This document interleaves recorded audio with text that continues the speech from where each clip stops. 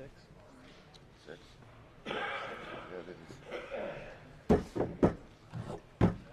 It's 6 o'clock. We'll go ahead and start the joint meeting of the EMA Commission and the Service Board. You got the attendance back there on signing, right? Yep. Yeah, we got quorums for both. So. Okay. We'll go to number 1, approval of the If we current. could, let's see, who's online?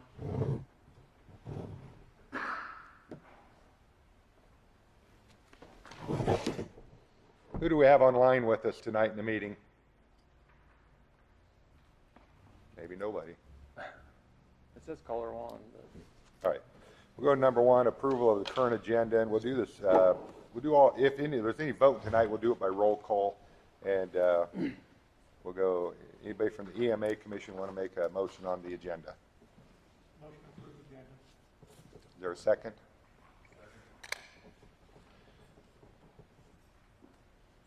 Walling? Yes.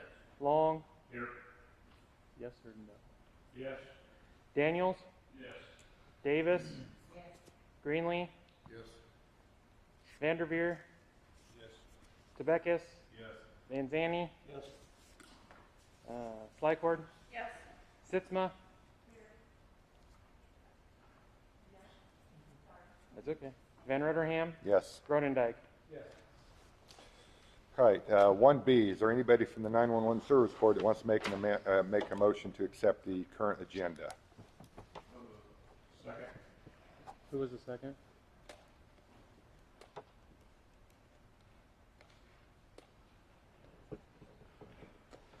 All right. Walling?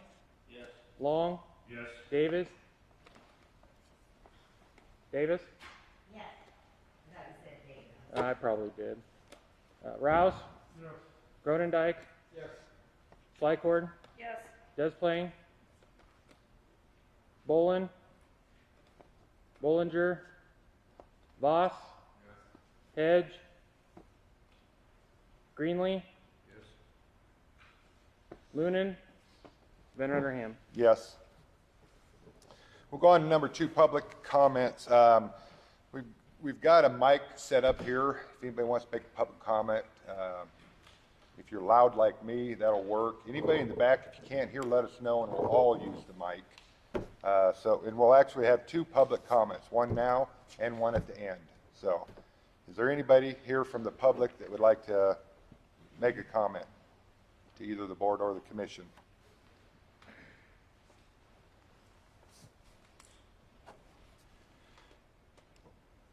Seeing none, we'll move on to number 3, the future of 911, EMA, and dispatch services coordination in Mahaska County. Discussion. Gayla?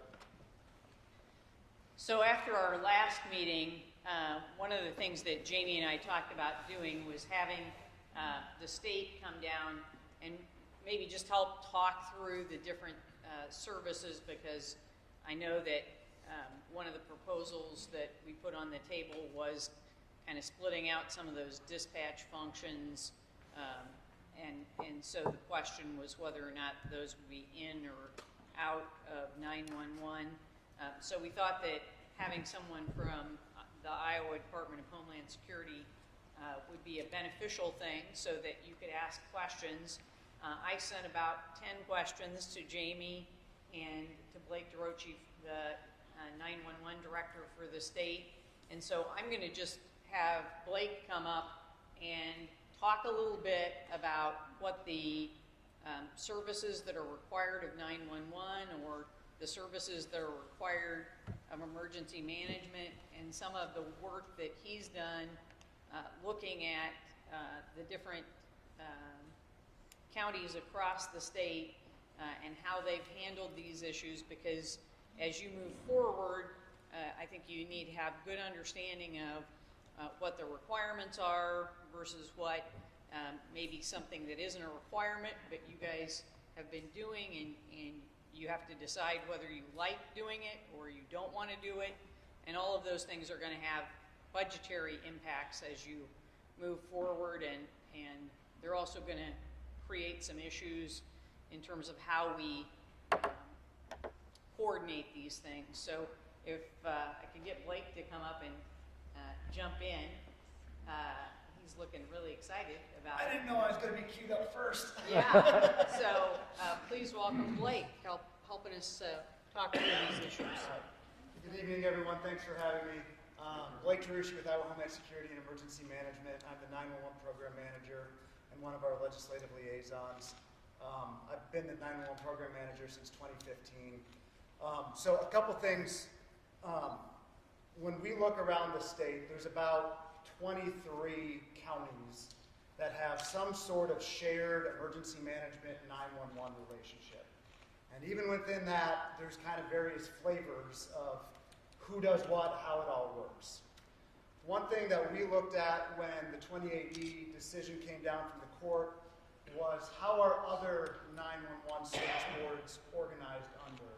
So when I look through all the bylaws that are turned into us by all the other counties, the vast majority of those are organized under Iowa Code 34A, which is the 911 part of Iowa Code. I think everyone's aware, Mahaska County and about 10 others, give or take, for whatever reason, back when 911 was established, organized under 28E with the Board of Supervisors. So just giving you a basic background there, most counties are organized under 34A as they're kind of supporting or authorizing code structure that they're able to stand up and do their work. So what is required of kind of 911 or the service board? It is mostly, it's all prescribed in 34A.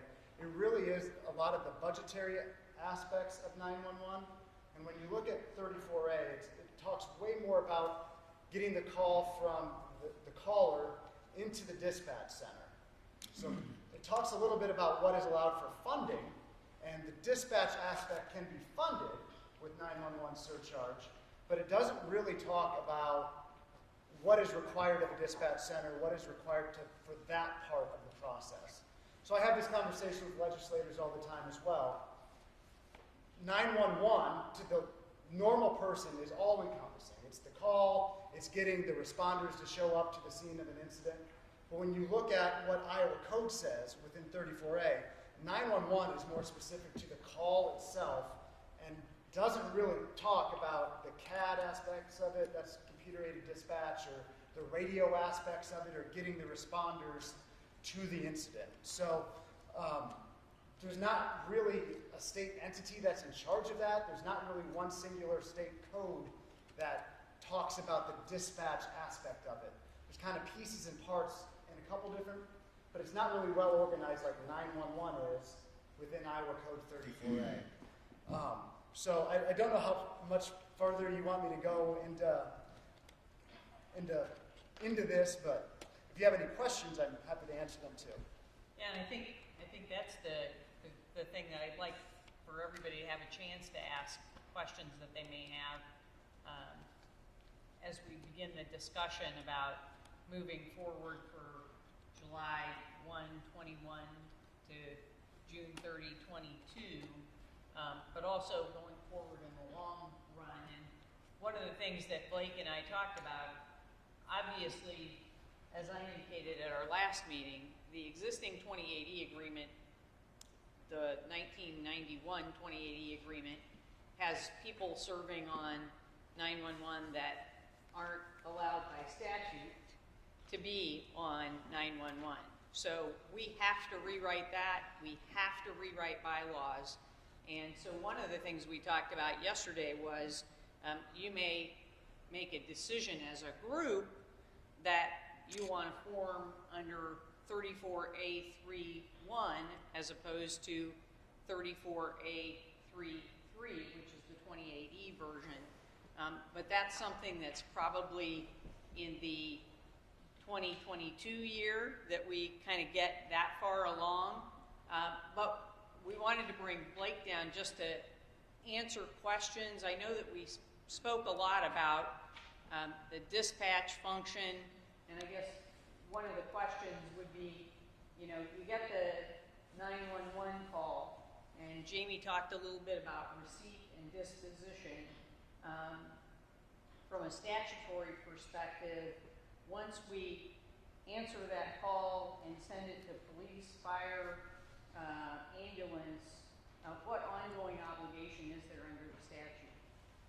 For the service board, Yes. the service board isn't really inherently involved in the dispatch aspect of it. The PSAP, I would say, is, but those are two different things, two different entities. And PSAPs are organized 99 different ways throughout Iowa. Sometimes they're under the sheriff's office, sometimes they're under a police department, sometimes they're a conglomerate of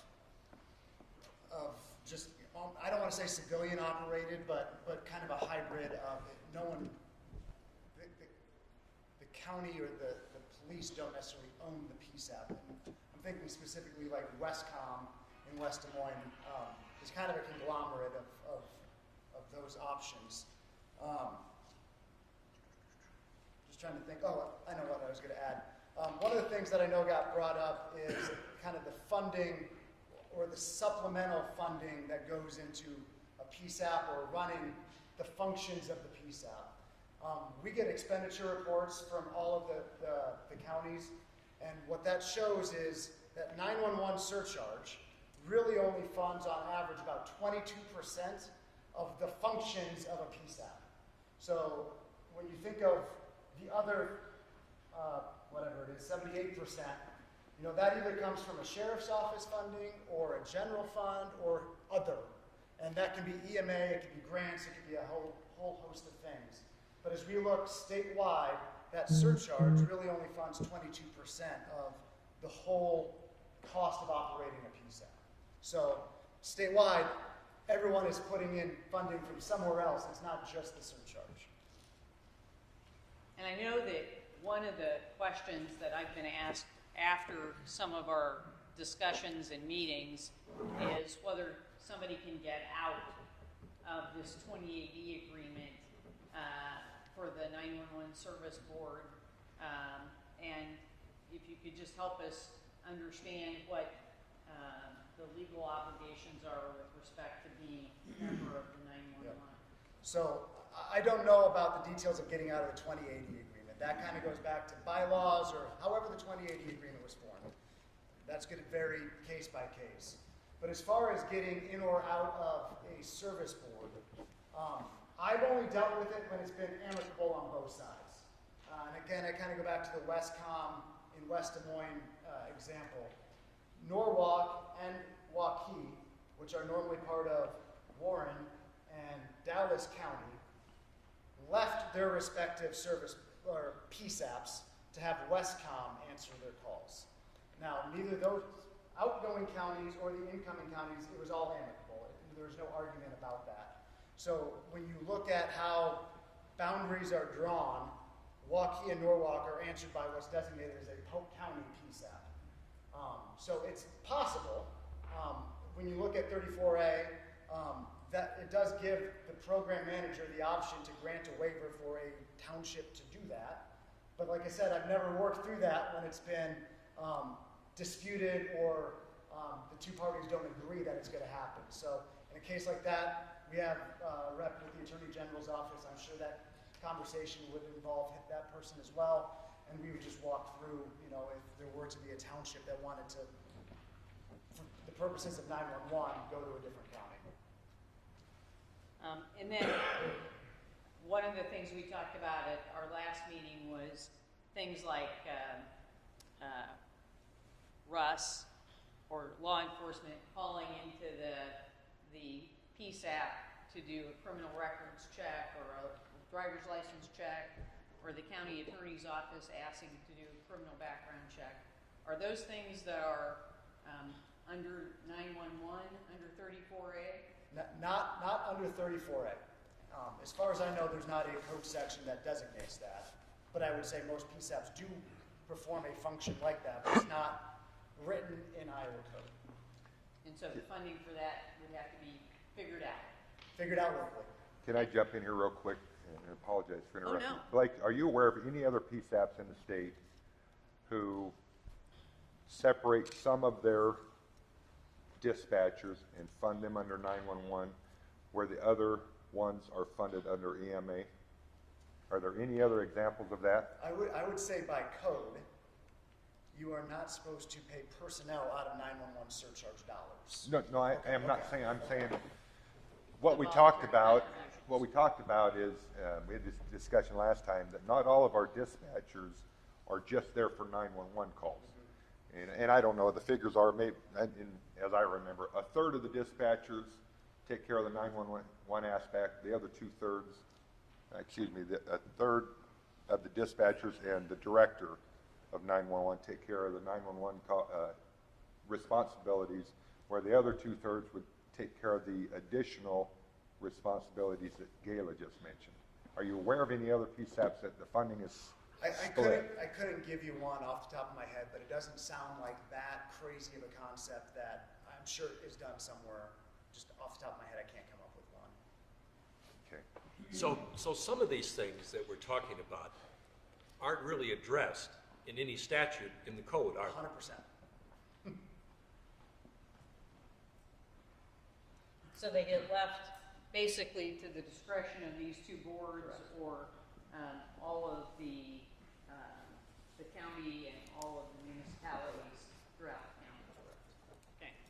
And a lot of this is, a creature of the way it's always been done, or the way it's been built since 911 came into play. There's some things that are written in 34A, but a lot of them, and again, a lot of the dispatch functions are left to however it best works locally. Questions? Blake, a year or two ago, I think the state was offering incentives to consolidate PSAP offices. Yep. Is the state still offering incentives? Correct, and that would be to physically close a door. So where there were two PSAPs, there is now one. It would be physical consolidation is the phrasing. Correct.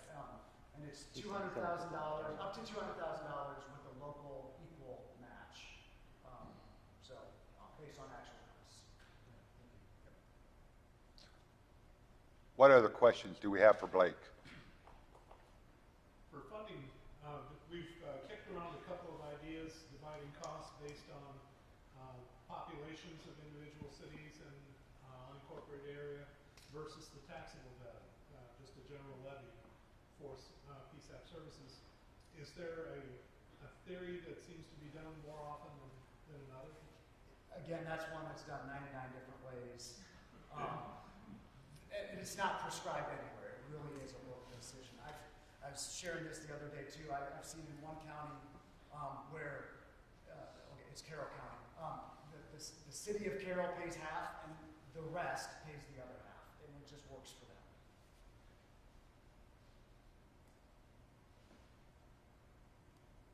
So if the 2080 that got down everything together in 1991 was formed under, it was formed under, what did you say, 34-13, right? I couldn't hear you very well. 34A33. Okay, so if we go to the 34-1A, correct? A31. A31, thank you. I couldn't hear you very well. It's okay. So under the new one, could we form a 2080 So, and be legit? so when that decision came out, we of course ran it by our Assistant Attorney General as well. And that was his opinion, that for those who formed under 34A, they're a legal entity that can enter into a 2080 agreement. It's only those that were formed as a 2080 agreement that cannot enter into a 2080 agreement. And that's why it was important to us to look to see how many other counties might be in the same boat. And like I said, it was about 10 that formed under 2080. The vast majority, and the template that we have online for bylaws has the service board forming under 34A. Mike? So it sounds like there's some ambiguity in the state code, and I understand there might have been some legislation that was run, but it didn't make it to the Commonwealth. Can you maybe share what happened? I think the Sheriff's Association has something to do with filling that bill. We had conversations with APCO-ENA, which is basically the 911 associations within the state, as well as emergency management, and I agree, I think the Sheriff's and Deputies Association has some issues with it as well. I think the intent was very good there. First of all, it started out on a really rough start because it had us, the state, taking over local budgetary duties. So that raised a lot of red flags right off the bat. There was some miscommunication between the bill editor and the legislator who introduced it. So right away it got off to a rough start. But it did kind of seek to remedy allowing boards of supervisors to allow emergency management to manage 911. There was still some pushback. Just some of it was the phrasing, because there wasn't really it was a one-way street. It was the board of supervisors basically telling emergency management, you're now in charge of 911. It wasn't the 911 service board wanting to give it up. It wasn't the emergency management commission wanting to take it. It was all directed by the board of supervisors. So it was some of the phrasing, and some of it was introduced really close to the first funnel, so it just didn't really have time to get all of those technical corrections hammered out before it had to die. So, given the fact that there was very little time to meet those legislative deadlines, and the fact that this is not exactly the easiest thing for anyone, including legislators, to understand, do you think there will be, during the off-season, if you will, before the next legislative session, there will be groups that will come together for purposes of attempting to address these issues and maybe clarifying some things? As it relates to the 2080, yes. Yeah, I could see that happening again. I think people knew there was a deadline coming up and they rushed to get something done. There might be something to be done that could get some support from all of those groups. But as I had conversations, instead of doing a knee-jerk reaction, let's have those conversations. Right. And again, it's not really us, it's a local thing, but we can kind of help facilitate that conversation and make it a little bit more technically correct. I could see it coming back up again. But again, from our perspective, it's only about 10 counties that are in this boat. It's not everyone. Other questions for Blake? Go ahead, Mark. As you look through all the budgets of the 911 dispatch and so forth, have you found anything, is there any value economy of scale? I think we're like $42 or $44 per capita. You mentioned West County, they're 22 or 24. Is there any comparison of the more personnel you serve, the costs go down, because it's shared out more? Is there a benefit of serving different areas versus others? I haven't looked at it at the county perspective. I mean, that some of the programs that we offer at the state are trying to use economies of scale by sharing equipment and incentivizing some things that way. But I haven't looked at it with the per capita, county by county lens. You mentioned Carroll County and how the city of Carroll pays for half of the 911 and the rest of the communities and the outlying people. How does Coon Rapids fit in there? I don't know. Because they're sort of unique as Eddyville is. They lie on two counties. Yes. Yeah, the expenditure report that I get, and I was talking about the different categories, as they pay expenses, there's from 911 surcharge, there's from county sheriffs, there's from general fund, and then there's others. And one of the others is City of Carroll, and then everything else is county. So I don't know how it breaks down other than that.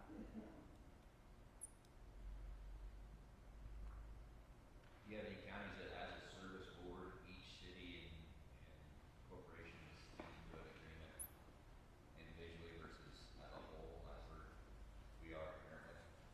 With the service board, not that I'm aware of.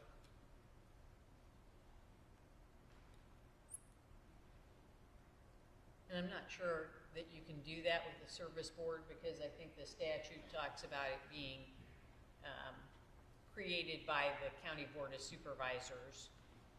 There's a legal obligation for the Board of Supervisors to create a 911 service board. And the wording within 34A is the political subdivisions shall participate in the 911 service board. The mandatory verb. Correct. Yeah. Didn't hear what you said. Mandatory. It's, Shall it's, participate. shall as opposed to may, it's the mandatory verb. Okay. And They that's have where to it do it. comes into a waiver on my part if somebody wants to go play with a different county.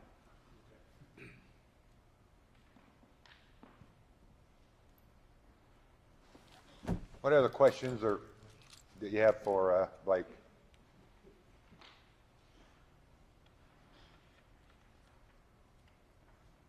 All right. Nobody else has any questions? Thank you. You're going to stay for a while? All right. Thank you. Mike, did you have anything to add to what Gayla had said about this? I think he's addressed that. I think we just need to have some general discussion Discussion. about what people thinking.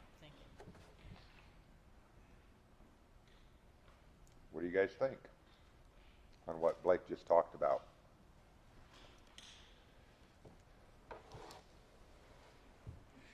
I maybe have one other question for Blake.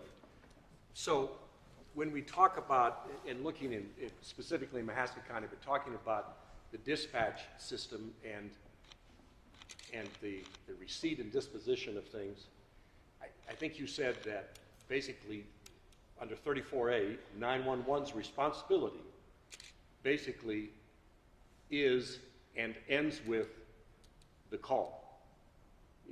Is that, I'm not trying to put words in your mouth, but 34A heavily addresses the responsibility involved with the call. It talks about funding the dispatch Right. aspects of it, or the disposition aspects of it, but it doesn't talk about the ins and outs of how you do that. how you do that. So one of the discussions that's taking place in Mahaska County is, you know, you could have one dispatcher 24/7 that would take care of 911. The other dispatchers would be for other purposes, if you will. In terms of other counties and how they do that, I imagine, again, it's probably all over the lot, but do you have any thoughts about that or what you've seen from other counties? Very much so. In other counties, there are dispatchers, telecommunicators, whatever you want to call them, with other job responsibilities as well. They're jailers, they're answering administrative lines, you know, they do other things. There's also other centers that they're purely telecommunicators, dispatchers, whatever you want to call them. So again, it is kind of all over the place. There's not, Does that need to be put into like a job description? That would help? we are working on that kind of as an informal repository of stuff at the same level as keeping things in job descriptions and making them available. But again, it is done 99 different ways.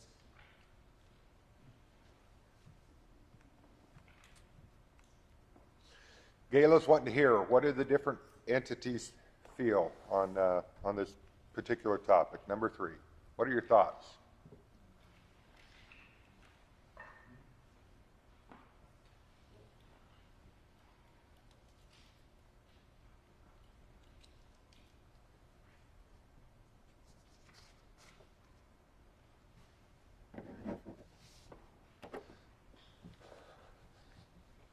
I think I know almost everybody in this room, and I know everybody's got opinions. I guess from Oscalosa's perspective, we don't want to see a diminution of the services that are provided through the PSAP.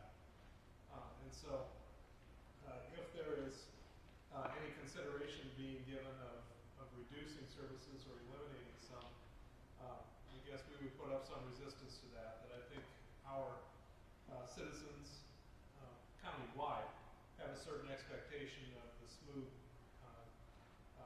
activities of the PSAP and the seamless way that law enforcement and emergency management can work. So that's an opinion to get the conversation started.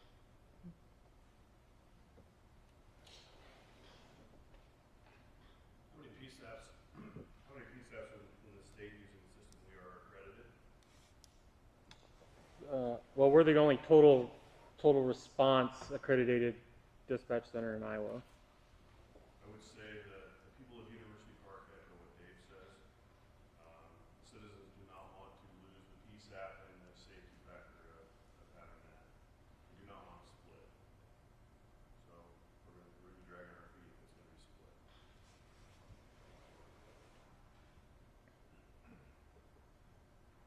And this is kind of where this whole thing started. Way back when we all joined the 911 and the other emergency management. So what you're talking is right back to the same step. Except it can't be together.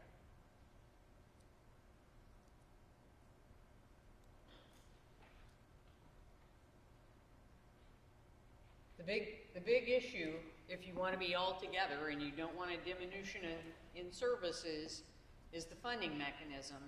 And so, you know, if you make the decision that you don't want the diminution in services, then you've got to work through all those different components of how you fund it. And I guess my comment tonight would be, you've obviously got a one-year budget you need to get passed tonight, but we need to have a very robust discussion about that as well, because I don't think that one entity gets to make the decision, but you all have to have input. I mean, the statute's very clear that a political subdivision can't be required to participate at a particular level. The shall language is there too. It has to be an agreement, a voluntary contribution for 911. So that's the big conversation that has to happen if you want to keep the service that you've got, which sounds to me, from a kind of outsider's perspective, to be a great thing because you got a great service. So. Do we know? No, go ahead. Do we know that the service board can write this contract to EMA, run what we need? And then if that's true, what items can EMA levy to pay for it? So my understanding from my conversation with Blake, so I'm going to tell you what I heard from him, and he can correct me, is if you were to reform the 911 Service Board under 34A31, the statute, instead of under 28E, that you would have the legal authority to enter into 28E agreements with emergency management. I believe that our conversations yesterday also indicated that all those dispatch functions could be funded under the emergency management levy because they're not 911. And have you seen that list? The list of what we're calling dispatch functions as opposed to 911. But I'll echo what she said. Our understanding from conversations with our attorney general, based on the court ruling, was correct. If the service board is organized under 34A, they can then enter into 28 agreements with anyone, emergency management. Which you've already told us the majority of the states do it. We probably would have done it that way too if we hadn't had that feud. Andrew Ridland, the Mahaska County Attorney, is here tonight. Some of these people haven't been part of the discussions in the past, and I don't expect you to go through everything we've gone through in the past, but perhaps you could talk about the board's perspective from the standpoint of the funding, because let's face it, that's one of the big issues. Yeah, from the board's perspective, I mean, the funding of dispatch has not been adequately addressed. So, in the past, there has been, in the budget, EMA expenses and 911 expenses. Recently, as of a few weeks ago, that's been broken out and revised, and now what used to be 911 budget is now called dispatch budget, and dispatch is now trying to be added to EMA.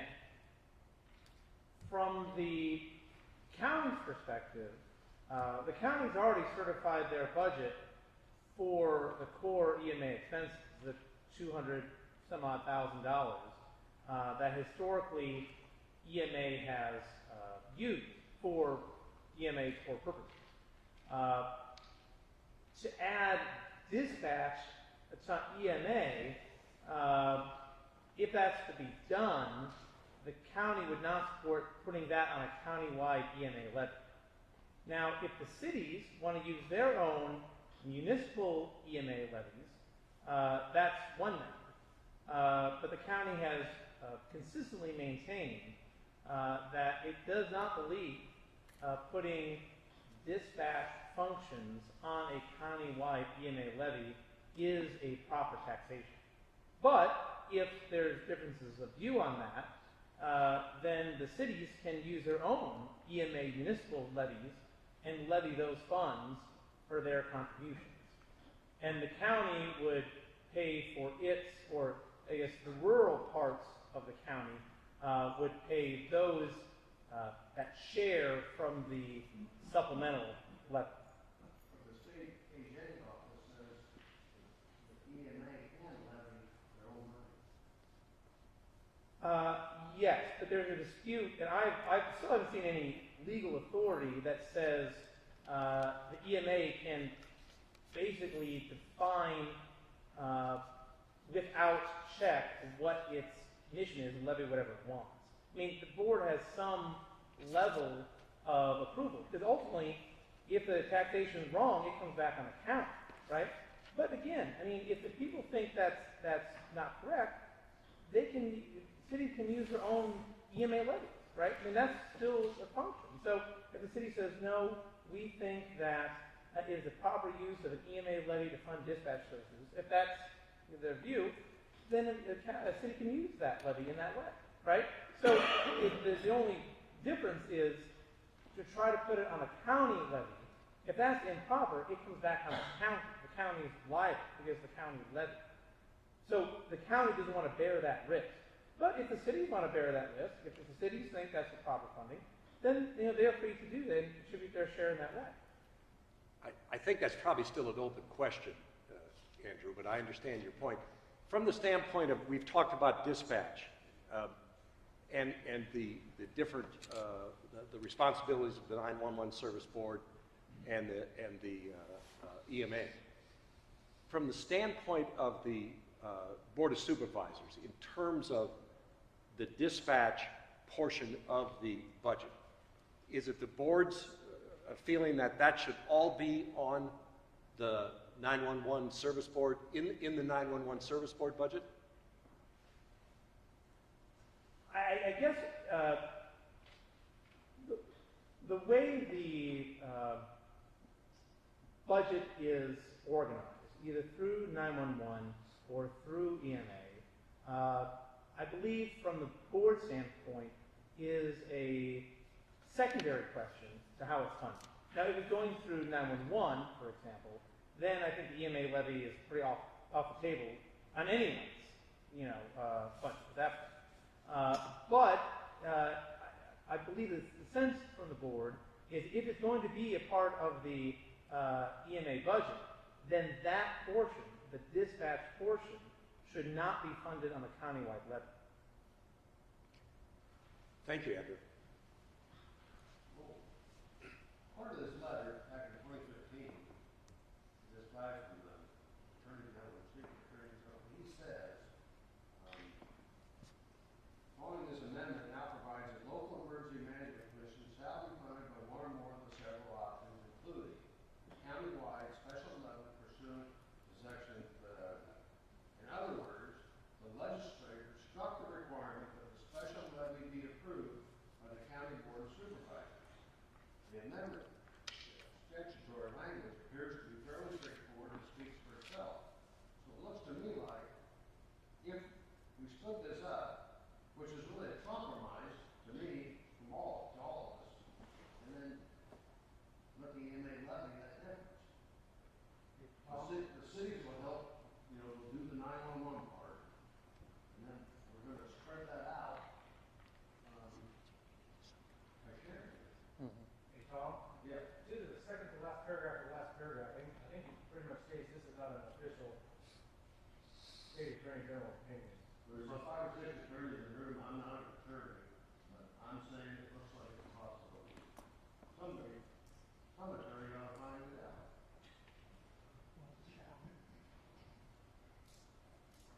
At the state level, is there a more common practice when it comes to EMA levy? Does the EMA board have the ability to do the kind of levy? My expertise is more in 34A. My understanding is that other jurisdictions use the EMA levy to do this. But I think it's also, I mean, there hasn't been an issue that's raised to that level, or this level, in those places where it's being done. Where county supervisors have resisted the EMA board? And I'm not a lawyer, I'm just That's what we're looking for. showing with what I know is being done elsewhere. Okay. You know, the language in 29C, is it 6? We want to talk about communication system, I believe it requires 28E.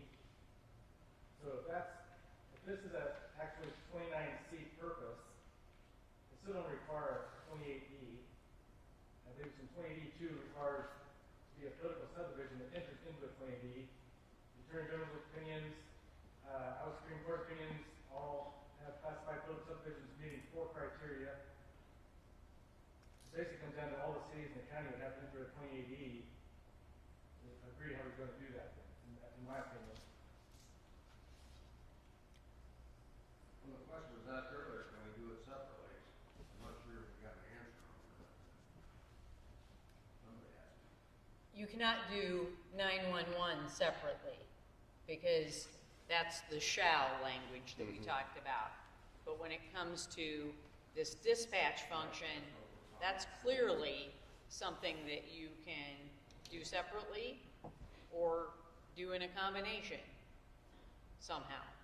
I mean, if for example, the 911 service board said, we're not doing any more law enforcement driver's license checks, and we're not doing any more county attorney criminal record checks, and we're not doing X, Y, and Z. If the board gave that direction, then I would assume that the political subdivisions and the county would want to get together to figure out whether those are important things to get covered, and they would come up with a way of doing that, whether it's a separate 28E agreement or it's a revision of the emergency management bylaws that says this is a function we're putting under EMA because it clearly has statutory authority to do joint emergency communication services. There is no question that it can fit under EMA, that dispatch can fit under EMA. It's there, but 28E agreement. So whether it's a reorganized 911 service board under 34A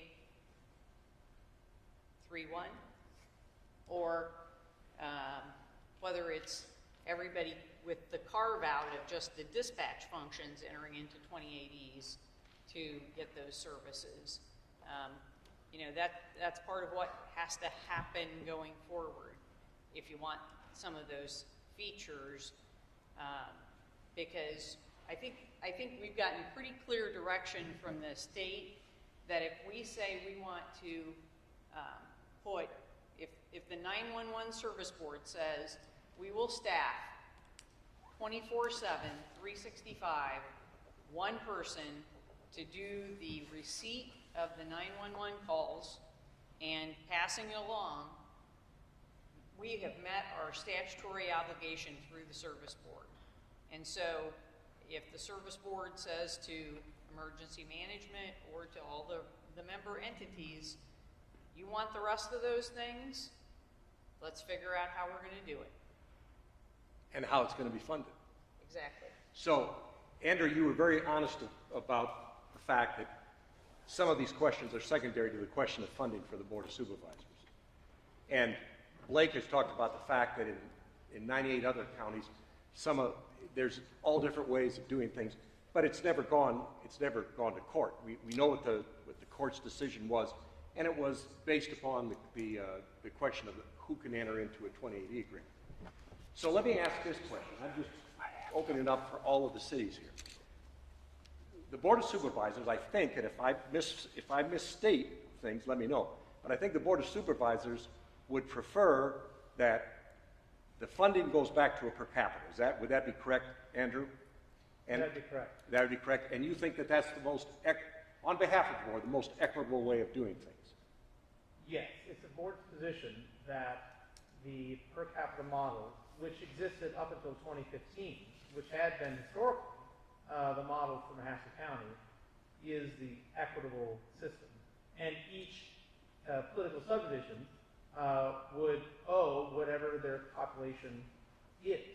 So it's a very simple and clean system. Because the other method of distribution would be, for instance, the number of calls per each political area, which you get into problems that Jamie mentioned about, well, where the call originate from, where the call going to. There's a lot of issues with trying to do it on a pure usage standpoint. So a per capita model has the benefit of being very simple and very clear in how you divide it up. So if, excuse me, go ahead. Like I'm trying to say, I'm probably not saying it very eloquently, is if everybody agrees, the cities in the world, we fund 911 with, No, he's talking about you're talking about one dispatcher, aren't you, Tom? Yes. we'll fund that per capita. But the rest of this, if everybody agrees we can move it over there, we'll do that through EMA, and they can levy the county. Because all those items, it's just like the hospital's got the ambulance, and they aren't even involved. I see we got somebody here from the hospital, but, that's just another example of what they do in the center, dispatch those. And those ambulances are just like those big red trucks. They go anywhere and everywhere if you want them. But if you don't want them, it won't go.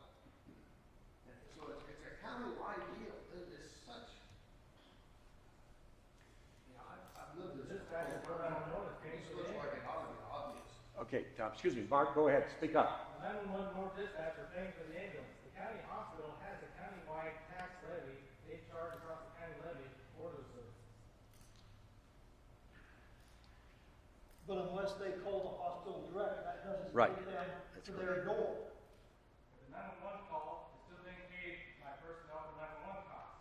The Right, ambulance they service- take the call, the but ambulance they service take pays. the call, but then it doesn't go anywhere unless dispatch does something with it after that. I understand that, but the ambulance is being paid by the hospital, not the dispatch costs nor 911 costs. We keep on saying the 911 center does not own any ambulances. Did they own first responders that are answering the calls? Right Who? now, today, under the PSAP? Who? Under today, the way it's set up, the PSAP is taking the 911 call, and they're acting as a first responder, correct? They're just calling the first responders to go to a location. So the PSAP people aren't doing anything on the phone to help the victim on the other end? They're speaking in the dispatch center, yes, but the ambulance service that's going out is run by the hospital.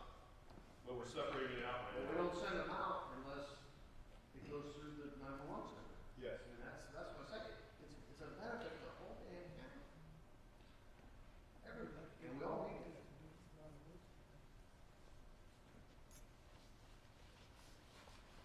Well, I guess I fail to see why, from a municipal perspective, I can appreciate the budgetary limitations, given that most subdivisions are at their max levy.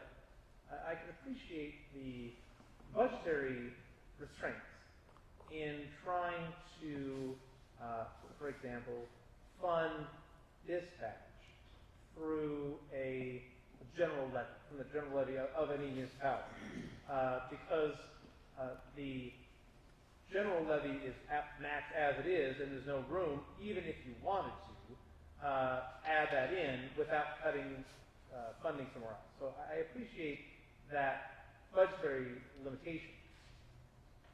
However, I mean, if it is a question of funding, I guess I'm not clear why cities just don't rely on their own EMA levies.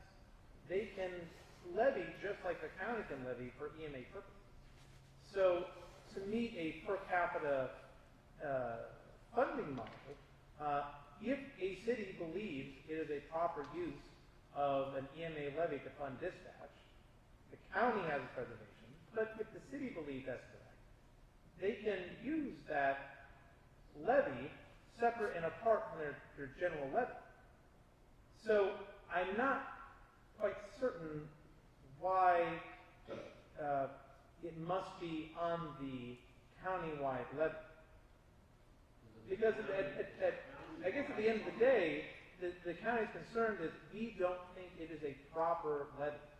We just don't fundamentally agree that the EMA can define as broadly as it wants to its mission and fund whatever it wants to. First, if you take it to like an extreme example, something that's like clearly outside the bounds of EMA. You know, just take the most absurd cost, let's say. And you say, even though there's absolutely no connection with EMA services, it is just a totally separate expense. And they levy for it. You're saying that there's no check on that levy, including that budgetary item that, let's say, hypothetically would not be EMA at all, just whatever they want to add. And if it comes back as illegal taxation, it comes back to the county. So that's the issue. It's not that the amount on the EMA levy for dispatch is inequitable. It's the county's position that dispatch on the EMA levy is improper to begin with. Any amount on the EMA levy. And if it is improper, it's the county who is liable. You see? So if a city wants to bear the risk, whatever risk, however great they deem that, they want to bear the risk and say, no, we think it's fine, there's no issue, every other jurisdiction in the state does it that way, then they can use the municipal EMA levy to do that. I don't think that it would disadvantage the cities because they can still be within their caps, right? From the county perspective, it's still per capita, and the county would use the supplemental levy to fund its share. So to me, that would satisfy all the competing interests. So if it was determined that dispatch could get by with one dispatcher, and that the other activities, the other requirements, whether they are statutory or not, were done by EMA, it is still the board's position that anything that ended up, if the dispatch, that portion of it ended up in the EMA levy, that it simply can't be part of the supplemental general levy. Basically, what you want is per capita. Just make sure we're on the same page. You say supplemental general levy. That's a little bit different than the EMA supplemental. Okay. Well, yeah. Just for clarification. I understand. Because it's my position that the county would pay out of the supplemental levy, which would not be citizens of any municipality. That would just be rural residents. The capital share of whatever that would be. Out of the rural. Yeah, out of the rural basic. So there wouldn't be kind of a double taxation, so to speak. You see what I'm saying? They wouldn't be taxed. A city resident wouldn't be taxed by the county and taxed by the city for the same cost. You'd be completely separate. But if it's going to go into EMA, if that's the way we're headed, then dispatch needs to be funded in a mechanism other than the county level. Andrew, just for discussion purposes, is it the board's opinion that our dispatcher's duties, aside from 911 calls, are not EMA related? You say that one more time, sorry? All the duties that our dispatchers do, whether it be on a fire call, reaching out to emergency one to get an ambulance in the air for an accident, for the ambulance people, calling additional manpower for a law enforcement incident, whether it be a burglary, robbery, whatever. Everything a dispatcher does, with the exception of taking a 911 call and dispatching a 911 call, is it the board's stance that those are not EMA related? Well, I think there is an potential issue with mission. So if you look at the code section. I'm sorry, the issue with what? Mission, expanding the responsibility beyond the statutory limitation. So if you look at the chapter, we're talking about emergencies. What is it talking about? It's talking about man-made or natural disasters, right? That's what an emergency is. It's not there's a robbery in the county and we need to send off. That's not an emergency. That is a crime, but under the code it talks about man-made or natural disasters. You see. So if EMA wants to get into these other functions for joint emergency communications, if that, as Gail pointed out, that can be done, joint emergency communication can be done through EMA if it's 28E. But if it's a 28E, the entities have to agree on the funding. The EMA can't force a levy on a non-28E participant, you see? So just taking, this is a purely hypothetical, but just to illustrate that point. Let's say hypothetically that the cities in Mahaska County decide, yes, we want to enter into 20E for joint emergency communications with EMA, okay? And they figure that out. But the county says, no, we don't want to do that. Well, the EMA can't turn around and use the countywide EMA levy and tax people in the rural part of the county to pay for services that they aren't even receiving. You see what I'm saying?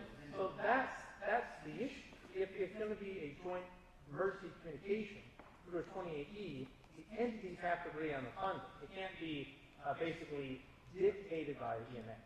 So Andrew, if EMA provides some of these services that we know they do, that are not statutory, as Blake said, but are part of that and are not in 34A in terms of what 911 is responsible for. EMA doesn't provide those services.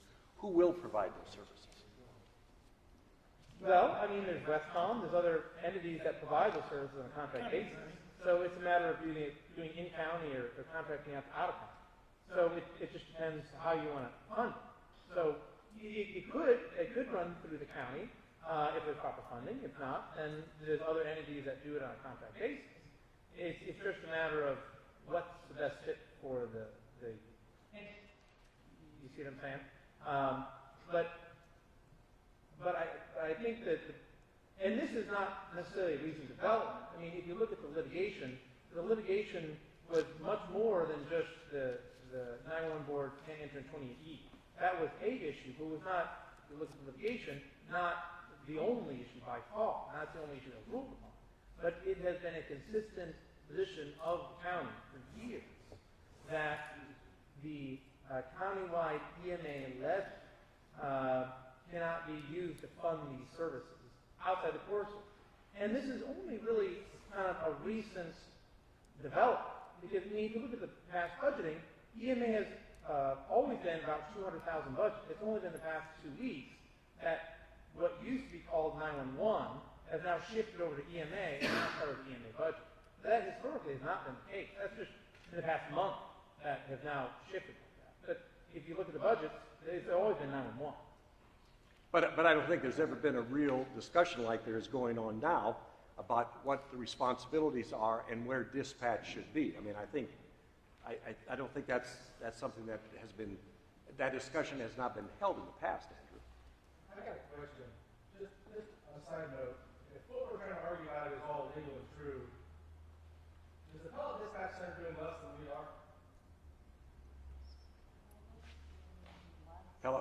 Mark's question is the teledispatch doing, did you say less than? Than what we're currently doing.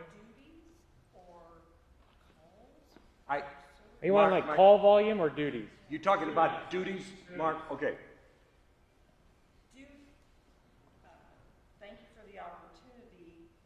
Pella Police Department, in conjunction with 911, answering 911 and I receive a call, is participating in providing clerical duties for law enforcement, just like what I understand the Mahaska County 911 Center does. We do clerical, support law enforcement, we take administrative calls. I don't know how detailed you want me to get, but we perform a lot of duties. I mean, the Pella ambulance goes to Mahaska County if it's close, it goes through you, not us, right?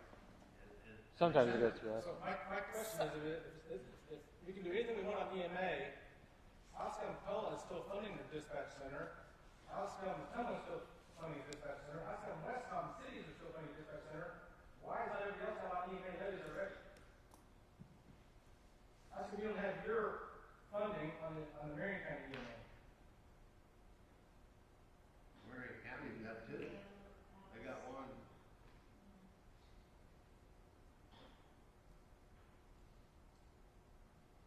There's one in Knoxville, there's one in Pella.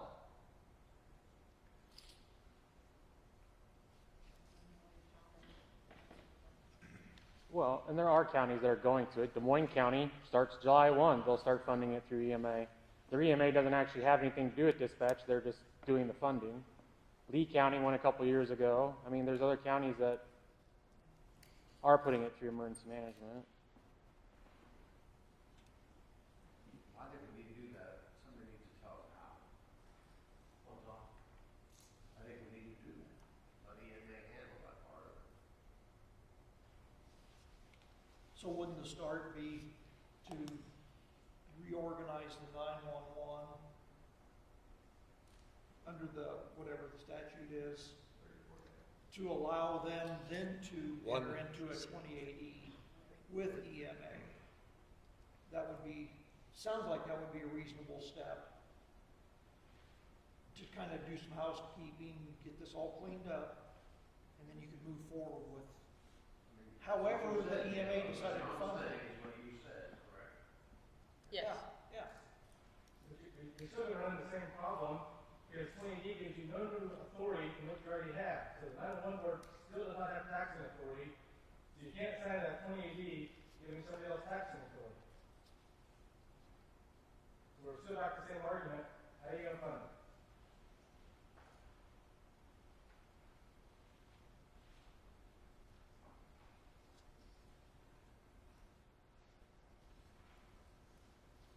What other discussions we have here?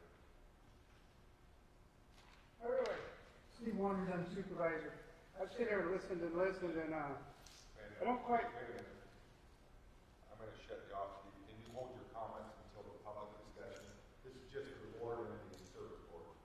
There's other people been on. Okay, Russ. But, They ain't all been on the service board, but go ahead. Just do it your way. our service board or the EMA board, with the exception of the two board terms. Mr. Strong. I'm going to let Steve.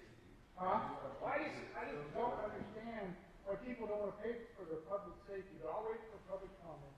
What other discussion we got? I will say, Russ, I think we're out of line because Mr. Schrock did speak and other people have Well, said. I did forget about that, Mark. You're right. Go ahead, Steve. Well, I just don't understand why people don't want to pay for the public safety.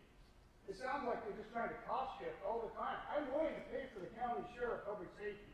I believe we need good public safety. But all I hear from Mr. Warren is, why can't we put it on somebody else's levy? Why don't they want to pay for their own public safety? Steve, all I said is about a share countywide. We're all one county. Even the county attorney, he works for us too. You know, well, we all pay taxes and we all vote.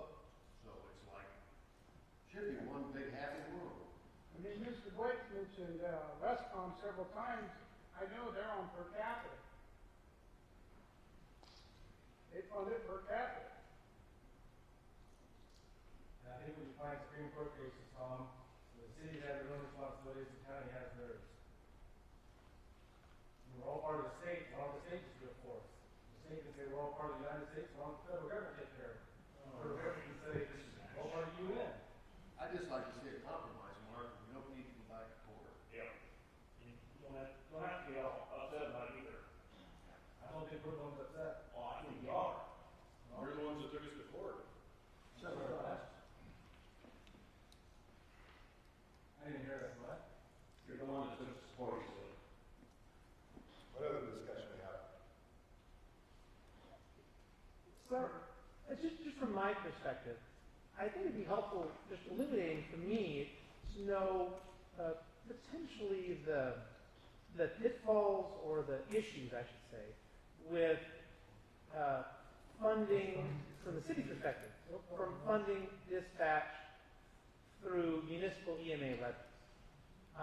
I guess I am not certain what the, I guess, resistance potentially of funding the city shares in that way. That's a good question. Anybody from any of the cities want to talk about that? Part of it, I think, is the question of financing that you talked about before, the burden, where it should be. And I think, to be very honest with you, everybody's concerned about public safety in this room, and everybody in the Board of Supervisors and the other people. The question of the funding is, let's face it, there's arguments all the time about how things are going to be funded. So the question of the fact of public safety, it seems to me that the consensus in this room from both the Service Board and EMA is that you've got a good system going right now, okay? And you'd like to keep that system. So the question, Wanders, becomes the question of funding. But I think everybody wants to have good public safety, regardless of where they live. So to Andrew's question, you had talked earlier, I think, about the burden that there may be on some, particularly, well, Oskaloosa too, but some of the smaller cities. Anybody here from any of the cities want to talk about that in terms of what the board would like, very honestly, what they're saying that they want is a per capita. I mean, good question, Andrew. Does anybody have anything they want to talk about in that regard? Or any concerns that you have? Go ahead, Barb. Yes. Barn City. Yeah, here we go. Yeah. Yeah, it's a great little town.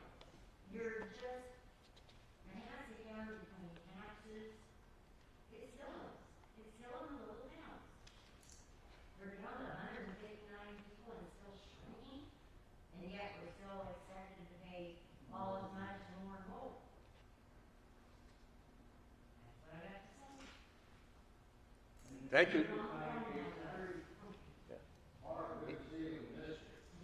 Any other of the smaller cities in Oskaloosa too, Tom, but I mean, anybody else have those same concerns that Barn City has? I know Beacon knows. Beacon? Okay. Yeah, and Oskaloosa would add their voice to that, but I would also want to go back and understand what was the line of logic in 2015 that shifted it over to the property taxes in the first place. Because it seems to me that EMA protects people, okay, but it also protects property.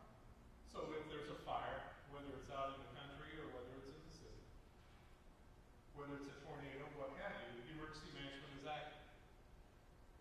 From what I could tell back in 2015, the idea was that we have a burden cost that needs to be borne by the populace, and the people who have the most to lose should probably be the ones who pay the most for the service.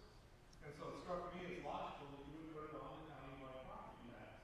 So those with the highest amount of taxable value are the ones paying for the protection. Going back to per capita, I lose some of that. And then when you refer to the simplicity, I think, boy, that works great until somebody moves. Now you gotta refigure the formula, year after year after year. Whereas, if it was on property tax, yeah, people build stuff and make changes, but at least those property tax values are certified every year. Well, we know taxable values every year, we build our budgets off of them, so there's a natural mechanism to accommodate change.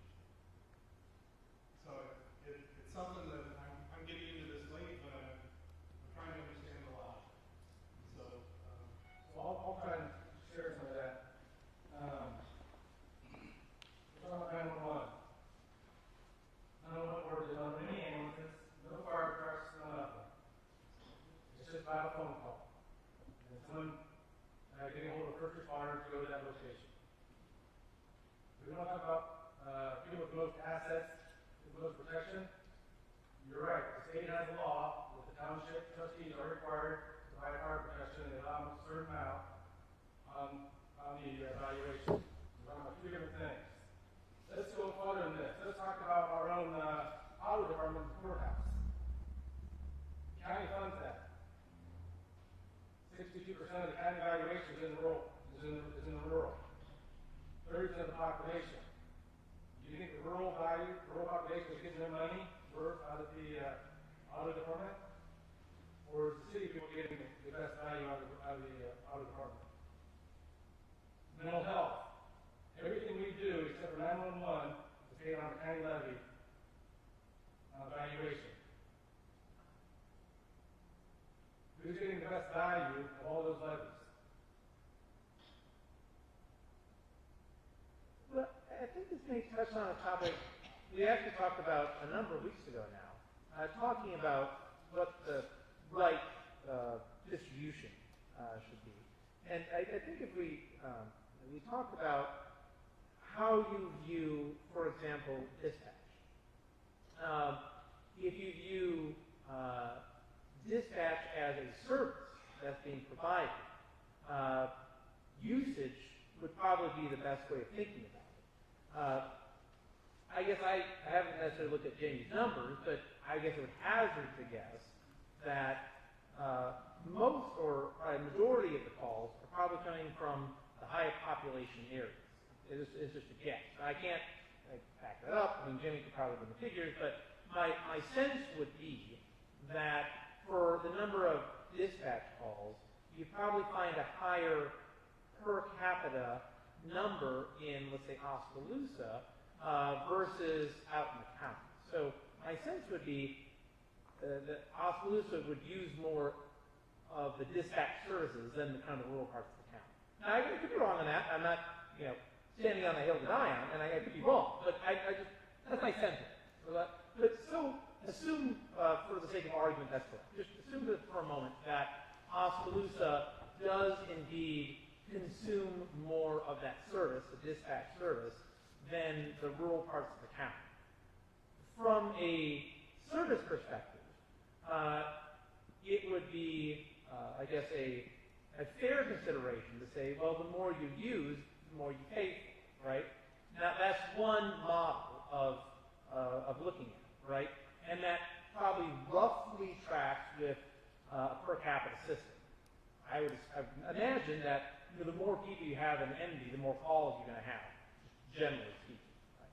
So that's one model of this fairness, so to speak, is the amount you use a service, you should pay for it more. But the other kind of model, and this is something we, again, talked about a few weeks ago, is, well, the people who have the most ability to pay for something should be paying for it, and in effect, subsidizing those who have less ability to pay for it, right? I mean, that's just another philosophical view of what's fair, right? Is fairness based on how much I use and I pay for the usage, or is fairness based on I have more resources, so I should contribute more than someone who has less resources, right? I think that's just philosophically, I think that's just two camps. And I'm not saying one has to be right and one has to be wrong. I'm not saying that. But what I am saying is, if you don't have an agreement on that part of it, then the funding becomes very difficult to sort out. You see what I'm saying? Because if you're saying, no, the only thing that's fair is the people who have more should pay more, if that's the argument of fairness, then how to fund it would probably fall along the same line. People who have more pay more. So along that logic, that would mean the rural parts of the county, though they use the service less, would be paying more than the city. So I just think perhaps as a clarifying consideration to look at those two models. Yeah. And I think at one time at a meeting, Andrew, you said from an equitable standpoint, you thought that the per capita was more equitable. Would that be a fair statement? Yes, I would say from the county's perspective, right. a more equitable model for per capita because dispatch is a consumable good. It's a service, right? So the more you use it, the more you should pay for it. Because otherwise, if you disconnect those two, then you run into a problem of overusage, right? If I'm not paying for a service, like if I got free water, then yeah, I'll water my lawn every day for 5 hours a day, right? Because I'm not paying for it, right? But if my incentives align with my usage, then we'll start looking at, well, is this budget make sense? Or, are there cost savings? You see, that's the hazard of disconnecting usage from proportional payment. And of course, you have people that aren't going to use it at all during any particular year. Absolutely. Okay? Absolutely. And so under the per capita, a widow who lives on Social Security in Barn City is going to pay the same as a more successful businessman or woman in Oskaloosa. Correct? Yeah, from a usage perspective, yes. Just as a widow would. Well, that isn't even from a usage perspective. That's just the way it would be. Under per capita, that would be correct, yes. And the I guess non-use situation, which you are fairly great. Some people never call dispatch either. Hopefully people don't use it, right? We're not trying to push people to have emergencies, right? So hopefully no one uses it. But if they do, the only other model is looking at each area to figure out how much of the calls come from each area. But I think, I don't want to speak for Jamie, but I think that's a very difficult calculation to run. And maybe I'm wrong, and maybe, again, Well, correct me if I'm wrong. the problem is the sheriff's office has jurisdiction throughout the entire county, so they're in every town, even Oskaloosa. I mean, yeah. They probably served more papers in the city of Oskaloosa this morning than the city officers did traffic stops. So I would say, like today, the sheriff's office probably had more calls in the city of Oskaloosa than the police department did. Same thing, doing criminal histories and stuff for other departments. We do them for probation, for investigations, but we probably did more for the sheriff's office today than we did for the police department. So, and just to make sure I'm on the same wavelength with you. So, would it be your view that, let's say in a hypothetical world where it's just based on this entity had 50 calls, that entity 100 calls in the past year. From your perspective, let's hypothetically, if we were to go in that system, would it be difficult to really separate out those numbers because of the crossover and where call originates, or would it be doable on your end? Yes, but I think you would see. I think you'd have to take officer safety.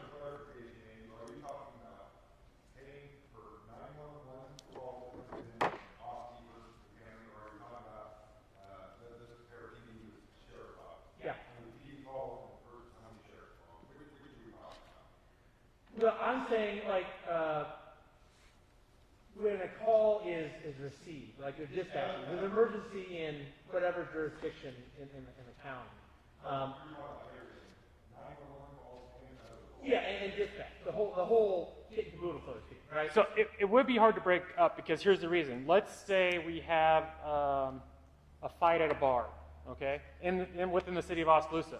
The problem is that fight may have rural or city people, but the sheriff's office is going too. Everybody's going to go and assist with that. So break that down to a 911 call that's a robbery that's not an emergency, if I take that correctly, on 310th Street, close to Dean. So that burglary now turns into a shooting and a house fire. So you've got EMA that's going to dispatch Eddyville Fire, Oskaloosa Fire, LA Ambulance, Oskaloosa Ambulance. Who am I missing there? Bussy Fire Department, Mahaska County Sheriff's probably going to come that way. Think of the people that they're getting to go to one call in the county versus take that into the city. You're going to have the city of Oskaloosa PD, the Mahaska County Sheriff's Department, and maybe the Oskaloosa Fire Department show up. Think of what it's taking to support the rural community, though, too. When you go from a usage standpoint, yes, the city uses the 911 call center more, but from a support standpoint in the rural, you got to think of what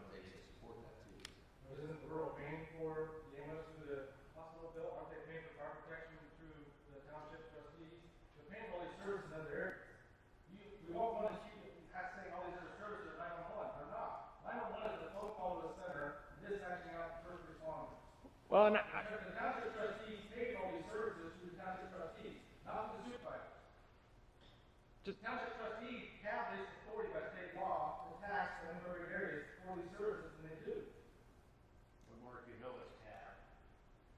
That's what I refer to.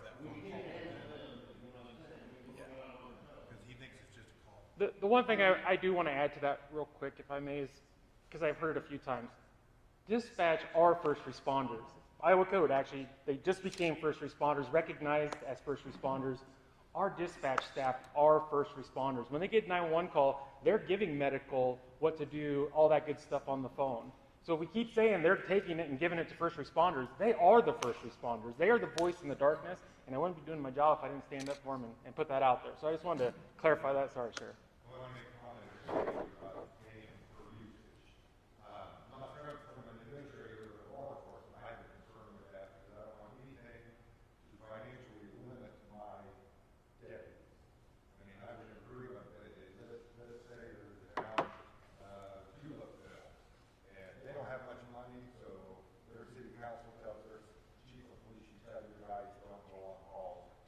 The self-generated calls, the proactive calls versus the reactive calls. That would be a big concern for me. Yeah, I mean, I don't want anything that would sway my guys' proactivity. I don't want to turn them into just strictly reactive law enforcement. And that could have the potential.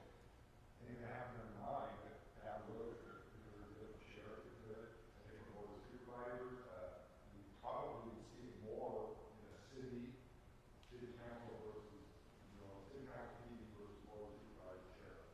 I would have great concern with that. Absolutely. I mean, I don't want, yeah. I don't want a deputy behind me stopping a car on Highway 23 and his mind thinking, oh shoot, I can't call this out because the county will get billed for it. I'm just going to do this traffic stop without dispatching and going. That's a safety issue there. I wouldn't want that. Yeah, I 100% agree with you. 100%. I would ask for clarification behind one versus all calls. Yeah. And I don't think the county is necessarily advocating for a usage model, right? I mean, in the sense of there's 50 calls in Oskaloosa last year, so can you divide out the total number of calls, 50 divided by total calls, that's what they pay for. I'm not necessarily advocating for that model. I'm just pointing out that there's only so many ways to kind of slice the pie, right? Either it's per capita, either it's per usage, which I think I agree it's problematic from administratively, and perhaps the incentive part of it, there may be, or it could create perverse incentives, or just the ability to pay those who have more payment. But I think from my perspective, I could be wrong, but from my perspective, as you rightly point out, there could be perverse incentives that if you make a call under, let's say, a usage scenario, then you know it's going to charge your political entity. So you may compromise public safety, hypothetically, because it has a monetary impact. I think there also could be a, I'll say perverse incentive, but a disconnected incentive based on a pure, those who have more pay more. Because effectively, those who are on the better end of that market, so you have, let's say, a third of the population, or let's say you have half the population, you only pay a third of the cost. Let's hypothetically assume that.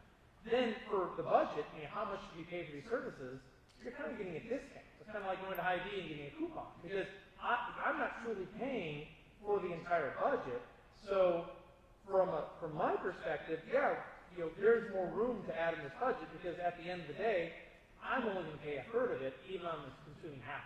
You see what I mean? So that's just the disconnect between incentives and usage that can arise if it's not based like on a per capita model, because then it doesn't happen. Are there any other kind of models besides these two that you're talking about? Well, there may very well be. I mean, I'm not saying those are the only. Those are the ones I can think of. But if anyone has a better idea, please. This is not my area of expertise. So if the individuals in the state or others have a better way of cutting the pie in an equitable way, I'm all for it. But those are the only ways I can think of, in my limited ability, the only way I can think of that would be administratively feasible and hopefully reflect some sort of equity in doing it. I think I got a reminder here too. I think back in October of 2017, I think then the EMA attorney, Carl Solomons, actually put in a document to the EMA to prepare for the fund all this for the capital. So the EMA attorney himself already said that. You know, prior to 2015, you're using per capita, and then 2015 came along, you raised everyone's taxes across the county, but that money not went back into our pockets. Right? I guess I didn't follow that scenario. Well, I was raising taxes, not going back into My house taxes went up significantly in 2015 to pay for the new levy. And that money's not coming back into my pocket, my taxes haven't come over. That's what I'm trying to say. I mean, I agree with you. The county raised taxes and the cities didn't lower theirs when they offset the costs. I agree 100%. Well, and just to kind of maybe put a finer point on that. So, and I do not know all the history. So I'm sure there's many more people more qualified than me to know kind of the history of how we are here today, right? So I'm kind of late into all this. But it's my understanding that prior to 2015, it was funded through the general levy, so it taxed everyone in the county, and then the cities would contribute from their own funds to get it to the point where it would all be per capita, right? So there was, prior to 2015, money coming from the cities from their general levies, and to some degree, that was being used to pay for these services. We now call this that. It's my understanding after 2015, when that shifted onto the countywide EMA levy, that the amount of money that was being now saved from the cities, they didn't lower their levies to reflect the reduced, or to reflect the savings now, but it's my understanding that those levies stayed the same. So that's where the overall taxation increased. And in theory, if the cities would lower their levies to reflect what they were saving from the old system, then there should have been no overall increase in taxation. But the problem was that when the cities, again, please correct me if I'm wrong, but my understanding, when the cities had that savings, because it's now shifted to the county EMA levy, that savings was just still taxed or going some other source, you see. So that created a problem of the overall tax rate had increased. So again, I think that's part of the issue that at least I highlight is that disconnecting of incentives, where frankly there should be some, I won't say pain, but some skin in the game, so to speak, where if you think that the dispatch is running well, and I do, I'm not disagreeing with anyone about it. If you think it's running well and you're happy with the service being provided and it is run top notch, excellent. I agree with that sentiment. But then you have to fund it at that level. And if the cities say, well, we can't afford this level of service, maybe there are cost savings, then we can look at that. But if there's a disconnect between what I am paying and what I am using, then there won't be that sort of scrutiny on how we can best fund and what the best budget is for these sorts of things. You see what I'm saying? So I think that's part of the just again, put a final point on what Mark was saying, what was part of the issue when things went over. The overall tax rate did increase because of that.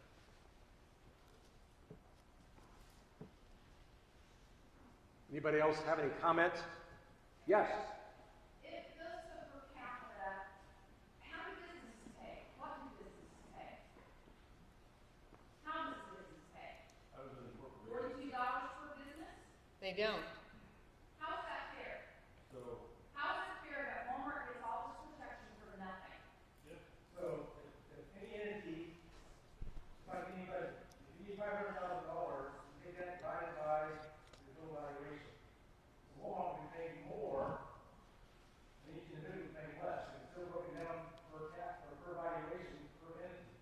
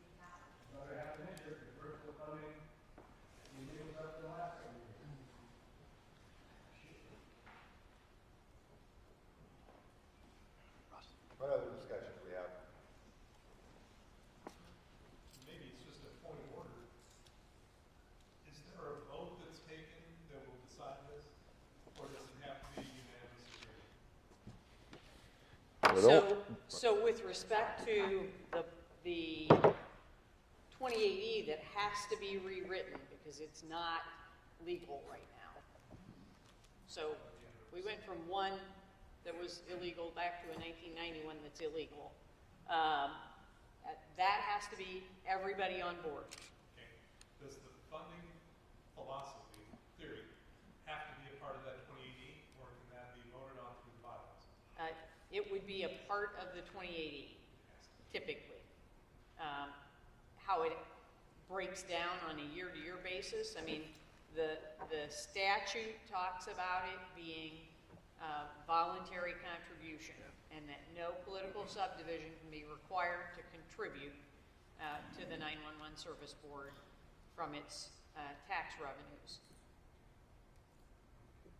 But that would have to be in the 28E. There's got to be funding language in the 28E that says how you're going to do it. I believe, and I'm going to point to Blake, I'm pretty sure that the bylaws under 34A31 has the funding mechanism in it, if I'm correct. Say that again? 34A31, where you organize under 34, Chapter 34. It has funding in the bylaws that you guys have.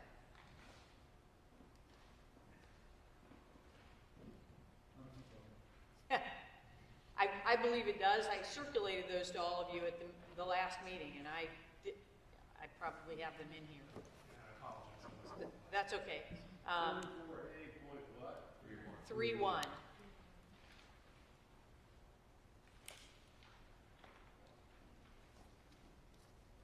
That language says, hang on.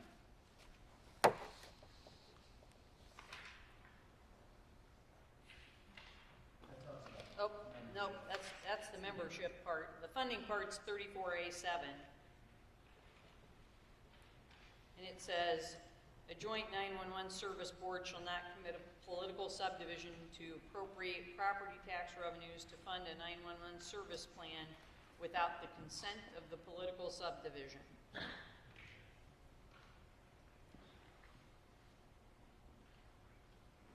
That's strictly 911, not EMA. Correct. And then the EMA language,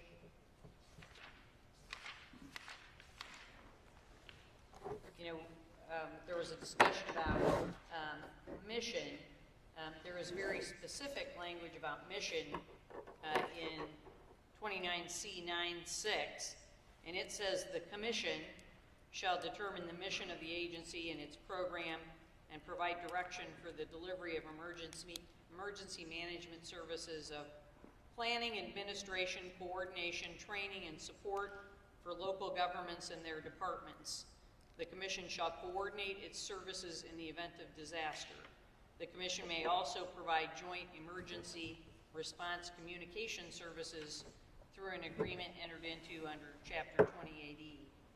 And then the funding for emergency management is in 29C17(2) and says that a local emergency management agency's approved budget shall be funded by one or any combination of the following as determined by the Commission. A countywide special levy, per capita allocation funded from city and county general funds or a combination of city and county special levies, which may be apportioned among the member jurisdictions, and allocation computed as each jurisdiction's relative share of the total assessed valuation within the county, and then the fourth one is a voluntary share allocation. Your bylaws stop there. The statute says you can have other funding sources allowed by law, but you don't have that in your bylaws right now. But the first one, read the first one again, Gail. The local emergency management agency's approved budget shall be funded by one or any combination of the following: a countywide special levy pursuant to 331-424-1. We've all voted, I don't know how many times, and the majority said that's what they want. So does it have to be unanimous or can it be majority? For the commission, It's a majority. Majority, yeah. I was at a ISAC event back in, what year you up to? 2018, John Benson and the Iowa Homeland Security official, and you know where Supervisor was? In the county? Had a class, and I asked the same question during the question and answer session. John Benson actually stood up. He was not part of the discussion actually. John Benson actually stood up and he addressed the class on the last event and said, it has, when a EMA actually sets its mission, it has to be unanimous vote, so I was having a 28E was his response. That's the mission, not the funding. If you're gonna set a mission though, it takes unanimous decision. Part of that mission is gonna be outside funding. The bylaws all include its mission.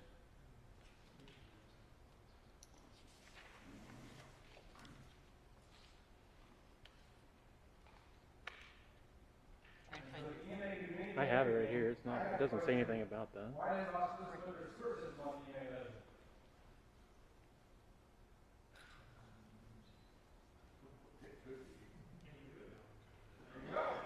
There's an easy answer for it. We will pay for it. Well, is it county responsibility? Well, I think just to kind of. Do we really want to get into the sewer tonight? I'm just saying, everybody can put it on the EMA levy, but what's the disaster? What are we fighting for? Well, I think maybe to maybe recast that question is, you know, does the EMA do they have unfettered ability to define their mission? And if they do, can they put any funding they want on a countywide levy to fulfill that mission? So again, taking an absurd example, I know it's absurd, but just for let's say hypothetically. What I, let's assume, like I appoint folks to this commission, that there's collective wisdom of the commission. And so they are going to be self-restraining. And so when you talk about the absurd examples, that's not where we're going. Well, yeah, absolutely. We're not going there, but it's to maybe make it stand in more stark relief that the EMA doesn't have unfettered ability to define its mission. It's confined by something. It's something that's confining it. And for the county's position, what's confining it is man-made or natural disaster. That's what the chapter talks about. It doesn't talk about outside of joint emergency communications, which is subject to 20E. It doesn't talk about responding to the robberies or the fire calls. It's natural or man-made disasters, right? And it talks about what those are, right? So if the EMA is going to get into joint emergency communications through a 28E, the way I see that is, okay, the EMA is going to provide a service, right? And the entities in the 20E are going to pay for the service. It would be fairly curious to have a 28E in which one party says, I'll provide the service and I will pay for the service. All you have to do is just sign the dotted line. There's no real mutual obligations, really. Like, one party isn't paying for it. It's, I'm going to provide it and pay you to do the service. That's exactly what we're talking about, is if what I think may be proposed is having a joint emergency communication through a 28E, and the cost to fulfill, for the EMA to fulfill that agreement would be borne by the EMA, which is fairly curious. So you'd think the cities, as the other side of the agreement, would be paying for the service the EMA provided. You see what I'm saying? It's a very strange agreement. Because really, the cities wouldn't be doing anything at that point. Like, if someone's willing to provide me a service and pay for me to do it, sure, I'll sign an agreement any day, right? So I think that's what these absurdities are trying to highlight, is that issue. Other comments? I just see that the way that this is going, if it continues to go this way and you want to go by per capita, you're going to end up putting some of these smaller cities under. Then they're just going to be turned over to the county and no longer as a city on its own. And then you're going to end up with more capita anyway. You see where I'm going with that? Because the smaller cities simply cannot afford to do it the way you're wanting to do it. So if it went that way, Tom, your taxes would actually go down then. What's that? If it went the way you just described, your taxes would actually go down then. So in other words, what you're saying to me is that's what you're wanting to happen, is the smaller cities in the county to go under so that you can take them over. No, that's not what I'm saying. You talk about if you can't afford it, so you go back to the county. I'm just saying your taxes will go down. I hope you stay a city. But You're not going to. But unless everybody has skin in the game, as Andrew just said, what's the limit of cross-checking the cost versus the benefits? Are property owners today paying taxes? So, George, what are you willing to tax your citizens? Paying taxes. What are you willing to tax? Property owners today paying taxes? It's a question. I'm not asking for a question. Are property owners today paying taxes? Yes. Okay, then everybody has skin in the game. Everybody that owns a piece of property has skin in the game. Every citizen in University Park pays taxes. Every citizen in Beacon pays taxes. Every citizen in Oskaloosa pays taxes. Every citizen in the rural community pays taxes, whether they're incorporated or not. They pay property taxes. Everyone has skin in the game. So I'll go along with that. So what are you willing to pay per person in University Park for 911 dispatch services? I'll match it. Well, isn't that what you're doing today? No. You've got the rural people paying over 60% of those costs, probably only for 30% of the usage. Well, don't you have 7% of the land? Aren't you paying on your property taxes today? So if you go to a per capita in the city of Roseville, right now at 8.10, they get $11,417 or something. You throw in this per capita, their taxes go up another, I don't know, $7,500, which is ridiculous, okay? They don't have the business that Oskaloosa has to help bring those costs down. So it's not fair to the people in the small communities. They're paying more, so to say, per capita, because in Oskaloosa, you've got all these businesses. So the $42 per head isn't hitting the person $42 a head, because they got the business to help bring that cost down. The small cities don't have that. You're killing us. Well, I think you raise a very good point in that, smaller cities don't have, like, as you say, the businesses as maybe Oskaloosa does, right? I think that's a very, very valid point. And perhaps, and maybe too, and I'm not speaking for the board at this point. I mean, I'm just kind of riffing. So I'm not sure what the board would be, but perhaps there may be some way to have a funding model that would reflect, particularly the small cities, like Roseville, that would reflect the inability for them to be on a completely per capita model, right? So, I mean, we're all, you have kind of a lot of freedom to figure out how these costs should be shared. So maybe it's a per capita model, but there's a discount for small cities, for example. I don't know, but I think we shouldn't necessarily confine ourselves into a box, so to speak. There may be very valid objections and very, very difficult situations small cities could be in that we could maybe work around. So we don't want to obviously bankrupt small cities. No one wants that, right? So maybe there's ways we can address some of those concerns. Have a per capita model, but have some sort of hybrid aspect. You see what I'm saying?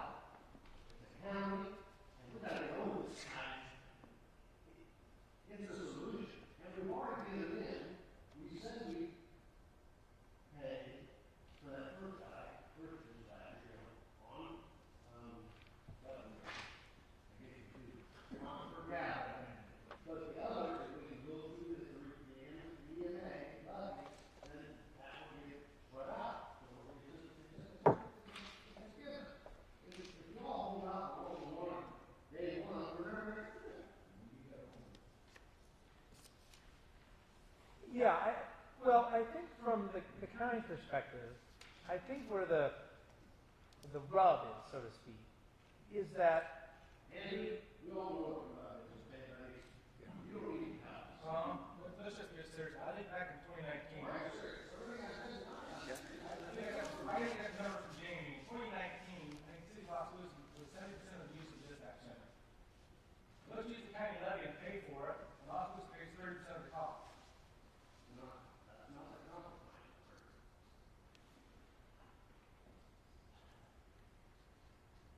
We don't use the countywide levy. The county can run a dispatch center by itself. Only part of it. I'm saying the same thing, Tom. The county can run its own dispatch center. Los Angeles can run its own dispatch center. You run your own dispatch center for $480,000. We can run your own fire department too. I think it's going to take a vote of the people if the county gets involved with the fire department. well, I guess I'm not trying to belabor the point by no means, but what I was trying just to clarify is, from the county perspective, using the countywide EMA levy for funding dispatch, I just think fundamentally we don't believe that's proper use. Like legally, we don't think that's a proper use. So while I understand, as far as compromise, shifting some of that to the cities and the rest of it would go in the countywide levy. If the county's objection is you don't think that's a legal use of the levy, that's why it can't be compromised. Now, the other situation to tax would be through, for example, the general levy. But the problem with the general levy is already at its max, right? So there's no other device countywide to have the taxation other than through an EMA levy, for that model. That's all it is. I want to say one thing, just because the county doesn't pay enough. The rural people, just on the sheriff's budget this year, back in 2017, everybody agreed sheriff's budget is a general county expense. If anybody disagrees. According to state law, we're only allowed to tax $2.50 in the general basic. We're $400,000 short, maybe $500,000 on the general basic this year. We're only allowed to pay for so many things on a supplemental. So I guess you pay $400,000 of sheriff expenses this coming year. Guess who got shifted to? The unincorporated areas. So when we worry about who's paying for what, the county's already shifted $500,000 from the general fund to the rural basic, just for the sheriff's department.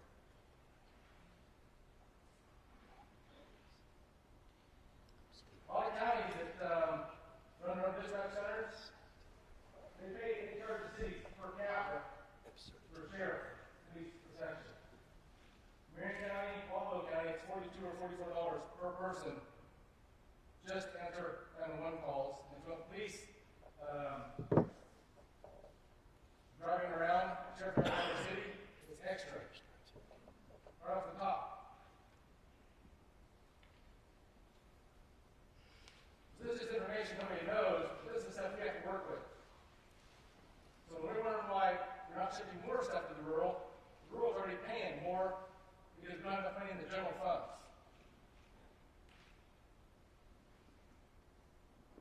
All right, is there anything that hasn't been said tonight? Any other discussion that hasn't been said? I guess. Go ahead. So Jamie, I have a question for you. Yeah. There's been a lot of discussion about like the city of Oskaloosa accounting for roughly 70% of the total number of calls to the dispatch center.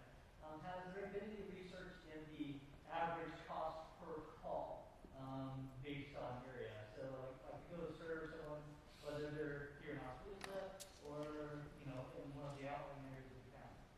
No, and I will say that the numbers, even in 2017, are kind of skewed because anything that shows up in the city you have animal control, which is a different entity that gets calls, or someone passing through the city that maybe they followed someone out in the county and they're calling in somebody. And again, the sheriff's office serving papers in the city. So it's really hard to get a good number of, unless we build the system, try to change the way it records things specifically to the units, but then it is going to go back to, all right, and I'm just throwing this out there, you know, I don't want my officers going out at Casey's anymore, because deputies, officers, all be doing a walkthrough at Casey's 1900. You know, they go on, they walk through, they come back out, and they clear. That's good for us to know, because in 10 minutes we don't hear back from them, we're checking their status. So let's say something happens, maybe they went to the bathroom and slipped and fell and smacked their head, I don't know, but I mean, we're checking their status if they don't report back in 10 minutes. So we don't want them to quit doing stuff like that, so that we can keep track of them out there. I mean, that's dispatch's worst nightmare, is not being able to get a hold of an officer. And we actually had an incident with our sheriff the other day when he threw his phone even, so. We got the same scenario on 163. We got trucks coming from every county. Every county, Instead of yeah. half of the state, this morning there was a truck that drove just north of Eddyville. It wasn't from a Mahaska County truck. Right, and that's why I'm saying it's hard to get an actual count of the numbers and say, you know, the city of Oskaloosa has X amount of calls, or, and then, you know, you also have to look at the city of Oskaloosa goes out into the rural county. New Sharon goes out into the rural, you know, so those calls count too, but they're not necessarily city calls. So a point Mark earlier in the evening on economy of scale, and I guess, you know, we're looking at where the resources are as far as the public safety resources. Would it be fair to say that it is less expensive to dispatch someone to a location here in Oskaloosa or one of the coastal communities than to one of the rural areas? No. And I know people don't like this scenario, but when, for example, if we page New Sharon to a rural residence, it's not just the pumper. Oskaloosa, it's just a pumper with two guys. They go to the house, if it's really big, they page everybody in. But in New Sharon, or even Oski, when they go to the rural, when they go, they have to take the pumper, but they also have to take the tanker too, because there's no water supply out there. And then they get out there, and it's like, oh, we need way more supply. You know, we just had a fire in rural New Sharon Friday, and we had Oskaloosa come up because we couldn't get water there fast enough. And we needed manpower. And so it sounds like the potential that it would be an average call, you know, whether it's 30% or whatever the figures are, there's potential that those are more expensive per call. yes, because it does take more resources. You know, when he gave his example on 310, the city of Oskaloosa, maybe the city of Oskaloosa police, but I can tell you right now, there's been numerous occasions where they're out backing up our deputies because they've got one deputy out in the middle of the county at 2 in the morning, and we can't get a hold of him. So, or it's a bad enough call where they need backup, the city guys are going. So, I mean, we have city guys going out to assist with the law enforcement too, just like the sheriff's office will be one of the first people on scene within the city. So it's really hard to say whose call is whose. I mean, the sheriff has jurisdiction in Mahaska County, period. You don't care Oskaloosa, New Sharon, Barn City, it don't matter. If there's a call there, I can tell you our sheriff's office is going to be there. But, so it's hard to, what I'm hearing you say is that it's hard to determine whose call is exactly what jurisdictions or what area is making that Who to call. count it for. Sure, but, you know, based on the comments on the economy of scale, the further all those resources have to go, and or the likelihood that, hey, they'll have to also bring the tanker truck or something like that. You want higher expense out of the farther you get out of the county seat from a fuel standpoint, the number of vehicles, it might not make as much difference. Does it cost Jamie more to dispatch something up to Barn City versus Oskaloosa? Probably not. But it takes more resources, even in dispatch. I need this department page, I want this department. Even with the ambulance, anytime the ambulance leaves the county, or excuse me, leaves town, they go to New Sharon or they go to Fremont, they page in second crew. It costs them more money to send an ambulance up there as well. They do have additional, the longer it takes first responders to get on scene, they have a lot more additional duties. You know, as far as a medical call, whether you're giving CPR instructions to a family member or a lady who's hovering in her basement because she injured the burglar up there, they got to keep her on the line, keep her calm, give her that time. There are a lot more of that out in the county versus in the city. There's that voice in the darkness. Because it's a little quicker response. I don't think they realize how important it is to call 911, and that voice in the darkness is. So that same scenario is the same for all It's a cities. big deal, because they know somebody's listening and getting instructions on how to handle whatever situation they're in. There's gonna be enough days for this, you pay your department, but you do your job. You really don't have a whole lot. What other discussions we have that we haven't talked about? We still have some other items on the agenda we gotta get to. And we got, getting back to, I think Colin asked a question maybe, or maybe Mr. Mayor did. We can't vote on nothing on this topic tonight anyway, 'cause it's discussion only. What other discussion is there that hasn't been talked about? Maybe not. Well, not, but we're gonna allow. Go ahead. I think much like that, services for Mahaska, so we are the ambulance service. We've got 16 paramedics and EMTs that rely on dispatch, direct calls. I know that my crews out there, dispatch is going to give them the latest information possible. If there's a danger, we're going to dispatch law enforcement. If we need additional resources, fire will do dispatch. If I need another ambulance, if I need a helicopter, they're on it. I also know that they are, one of the only services in the area that do medical dispatch. They can give that instructions of CPR, first aid. I'm a little nervous when I hear basically that all we're responsible for is taking that call and nothing else. So once we get that call, we can stop. We know that that's not the way that we do things now. And I'm a little nervous that that's where we might be headed. I don't want to see this top-notch service be in jeopardy.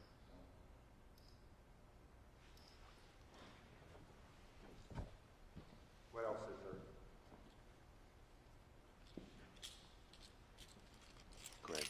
I'm just gonna do the quickie, because you need to get to your budget discussion. In terms of rewriting under the 28E format, or rewriting under Chapter 34, is there a sense of which you would prefer that we go down? And obviously, the Board of Supervisors is very involved in that, because they're responsible for this entity, but I'm guessing that since we have a functioning 911 service board, we can all participate in that draft of whichever path we're going to go down. Is there a sense of which one you want to do? Service board or political entities? 34A31. Yes. And that's what you recommend. I mean, that's what, when we talk about 34A31, that's the one that the state tells us that the majority of these organizations operate under. So we can use the state's template for a document and then massage that as we see fit within the statute.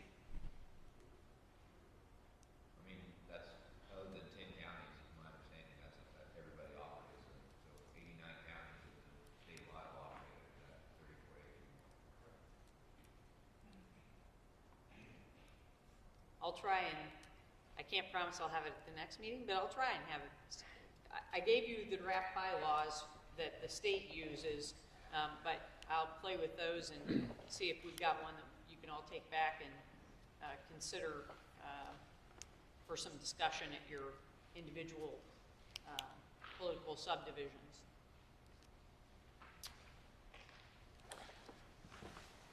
Any other discussion that hasn't been said already? If not, we'll move on to number 4, EMA budget discussion action.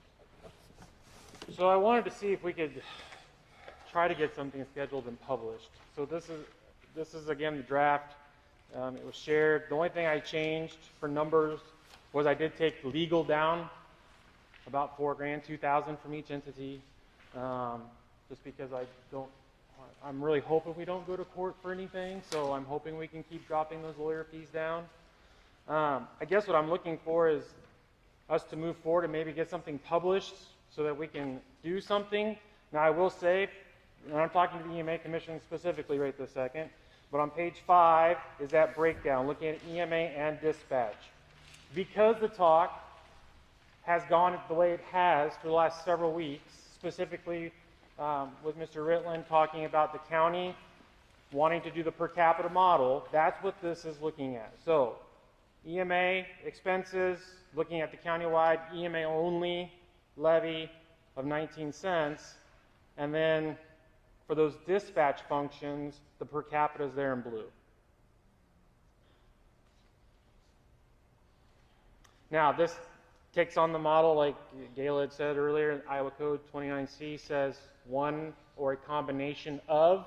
So this looks at the countywide special levy, and then it also looks at either per capita, or you can call it you can call it whatever you want, really. But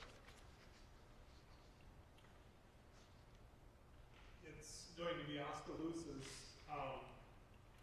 desire to put a motion forward to combine dispatch into EMA and then fund it with the countywide property tax. Is this the appropriate time to make such a motion? I got a question, how you gonna do that legally when 29C is on 28E? yeah, you can do action. I don't know, Gayla, is this the time for a motion such as that or not? Yeah, sure it is. Okay. I'll second that. Okay.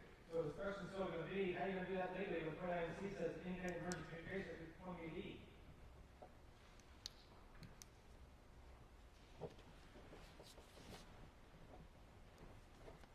Any addresses for that, Gayla? You're gonna do this twice, is everyone do it third time? And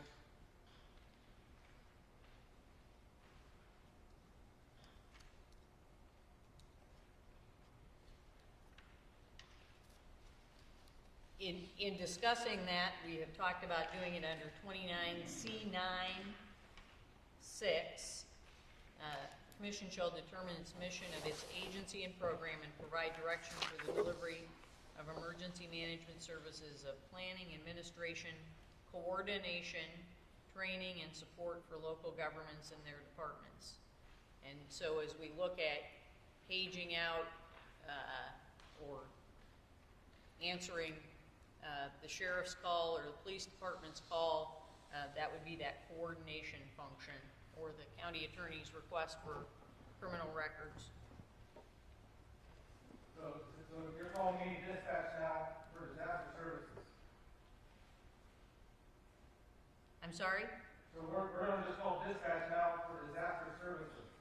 Actually, it's not disaster services. If you look at the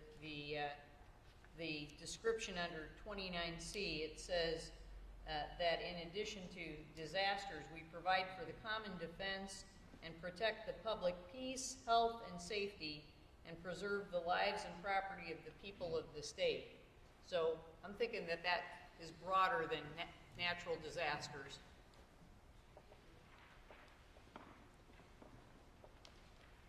This is what Tom and some other people have talked about in terms of trying to see if we could reach some kind of compromise. And some of the discussion tonight has been about different models and usage and per capita and some other things. If you don't figure something out in that regard, I imagine the Board of Supervisors will want to go back to court. And spend more taxpayer dollars. And I think both parties would have an arguable position in that regard. But as Tom said earlier, and not trying to put words in your mouth, Andrew, but we talked about, we've heard from Rose Hill tonight, we've heard from Barn City, we've heard from the hospital, we've heard some other places.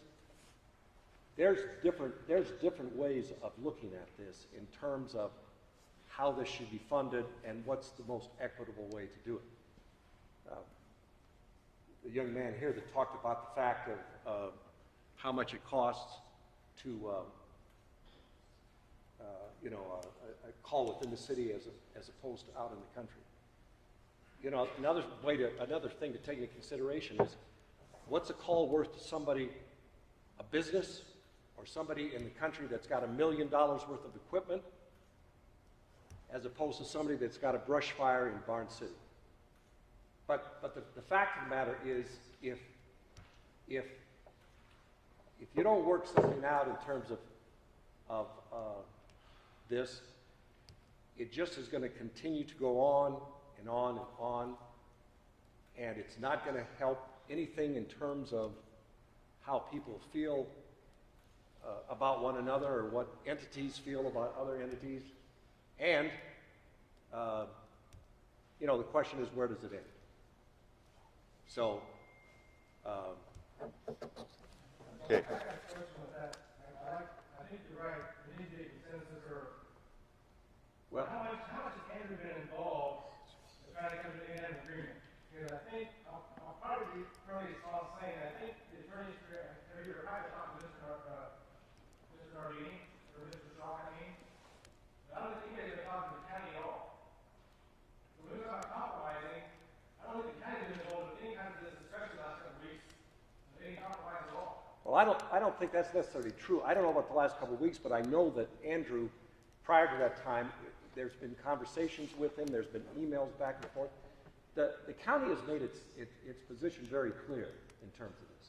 The question is, do you want to try to reach something? You've got the question of funding, and that's what this is all about. Let's be honest about it. You've got the 911 funding, you've got the EMA funding, and then you've got the dispatch. And we've talked about the fact that you can look at the dispatch, and you can take one dispatcher and cover 911, and the others would cover other things. We have other things that are not in the statute, that have to be covered, that are covered by the EMA. Gayla just talked about the fact that you've got the question of the peace, health, and safety as part of the mission. The peace, health, and safety. How do you want to try to get to peace in this county? How do you want to continue to have safety in this county? For the public good. And it just seems to me that if you that looking at some kind of compromise makes more sense than just not doing that and just going forward and going back to court. Mark, I think Andrew has been part of the discussion, but obviously he should be. But if the position of the board is that in terms of the dispatch and that 35,000 or whatever it is, all has to be on 911. I'm just not sure how political subdivisions can mandate county levy for that. You just hired the supervisor's hand and make any decision making in it for the sheriff's responsibility.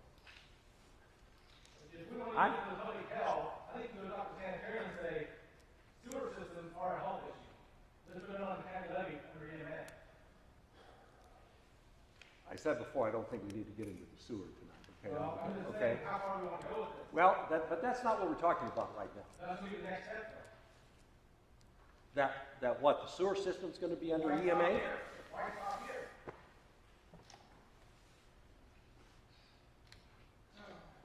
Dave, would you please repeat your motion, please?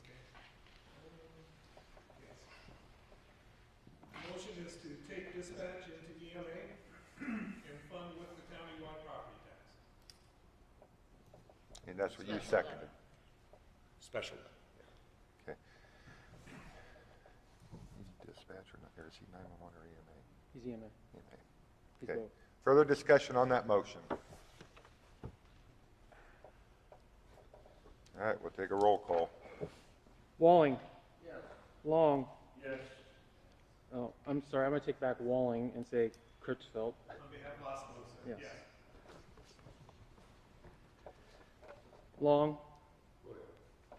Yes. Daniels. Yes. Davis. Yes. Patterson. Yes. Vanderveer. Yes. Tebekis. Yes. Vanzani. Yes. Slycord. Oh, you just can't vote on the budget itself. This is for publication. Sorry. Sitzma. Cohen.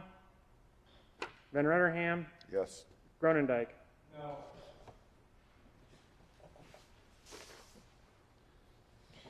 So what I'll do then is I'll put this in the Department of Management form, get it published, set the date, no less than 10, no more than 20, and then we'll have to have another meeting to actually approve it. And that's what I have for that one. If you want me to go on to the next here. On number 5, 911 budget discussion action. So page 6 is the breakdown there with 911, looking at the per capita, and then the surcharge funding in there as well. Again, I'm looking to put this in the Department of Management, get it published, set the meeting. I will coincide the EMA with the 911 meeting, so it'll be the same night. And I'll do a doodle poll. I'll get that out probably tomorrow afternoon so that we can get that set. Of course, the big change here is putting responsibility back under the 911 for operations on some of that. You'll see there is an expenditure revenue difference at the bottom, and that's because with our surcharge funding being limited to what we could spend it on, I can't use it for salaries or anything. So, and then we've also got it earmarked for our radio system. So this year, looking at a $250,000 payment, and then some miscellaneous stuff up there. The stuff that was already talked about, already approved to publish, but now we put these 911 operations in there. So I'd like the okay to move forward with getting that published so that we can get that submitted as well. Anybody on the 911 service board want to make a motion?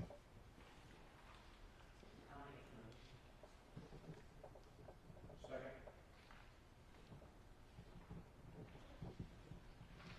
Is there any discussion? What are we voting on? To send this for publication. How much money? What's that, sir? How much, what are we voting, how much money is we looking for, how much money are you asking for? So the total, it's on page 6. So our total expenditures would be $796,000. That includes our surcharge funds though as well. $406,000 for just the 911 operations, the dispatch side of things, where we broke out. You know, we looked at 4 dispatchers and then their benefits, their insurance, you know, some of the training supplies, or training costs, center power, attorney fees, and then the surcharge, which we went through all that stuff. Yeah, for the radio system or any of the upgrades that we do in there. And we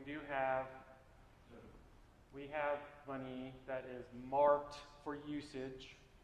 I know you like it when it's marked for usage for the radio system. So,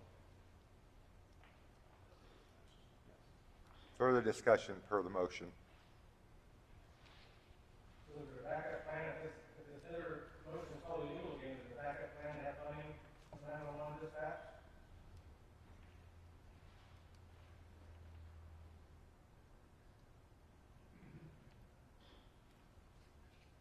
This is the 911 part. yeah. Well, I think, yeah, you're talking about the last budget though, right? This is the 911 budget. I'm talking about what we just voted on and approved. We just got, I don't know what to say. I mean, we voted on 2 EMA proposals that have been called in already. As Tom Holland said about a year ago, the county proposed 8 different things that were illegal. They've already voted 2 of them were illegal. They're just voting the other 6. And Tom said a year ago, we're going to go through this 8 times. We're back at plan. The first proposal is all illegal again. He's talking about the EMA part. This is just the 911. Any further discussion pursuant to the motion? Could you repeat the motion, please? Motion by Davis to approve as presented for publication and then set the public hearing. I didn't get any answer to the question either. My question. I don't think anybody answered it, Mark, because it was an EMA question versus a 911 question, is my understanding the way Gayla described it.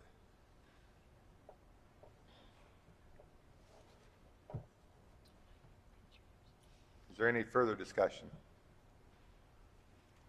Call the roll. Walling. Yes. Long. Yes. Davis. Rouse. Gronendijk. Yes. Slycord. Yes. Desplang. Bolin. Bollinger. Boss. Hedge. Greenlee. Yes. Lunan. Van Rutterham. Yes. Okay, we'll go back, we'll go to number 6, public comments again.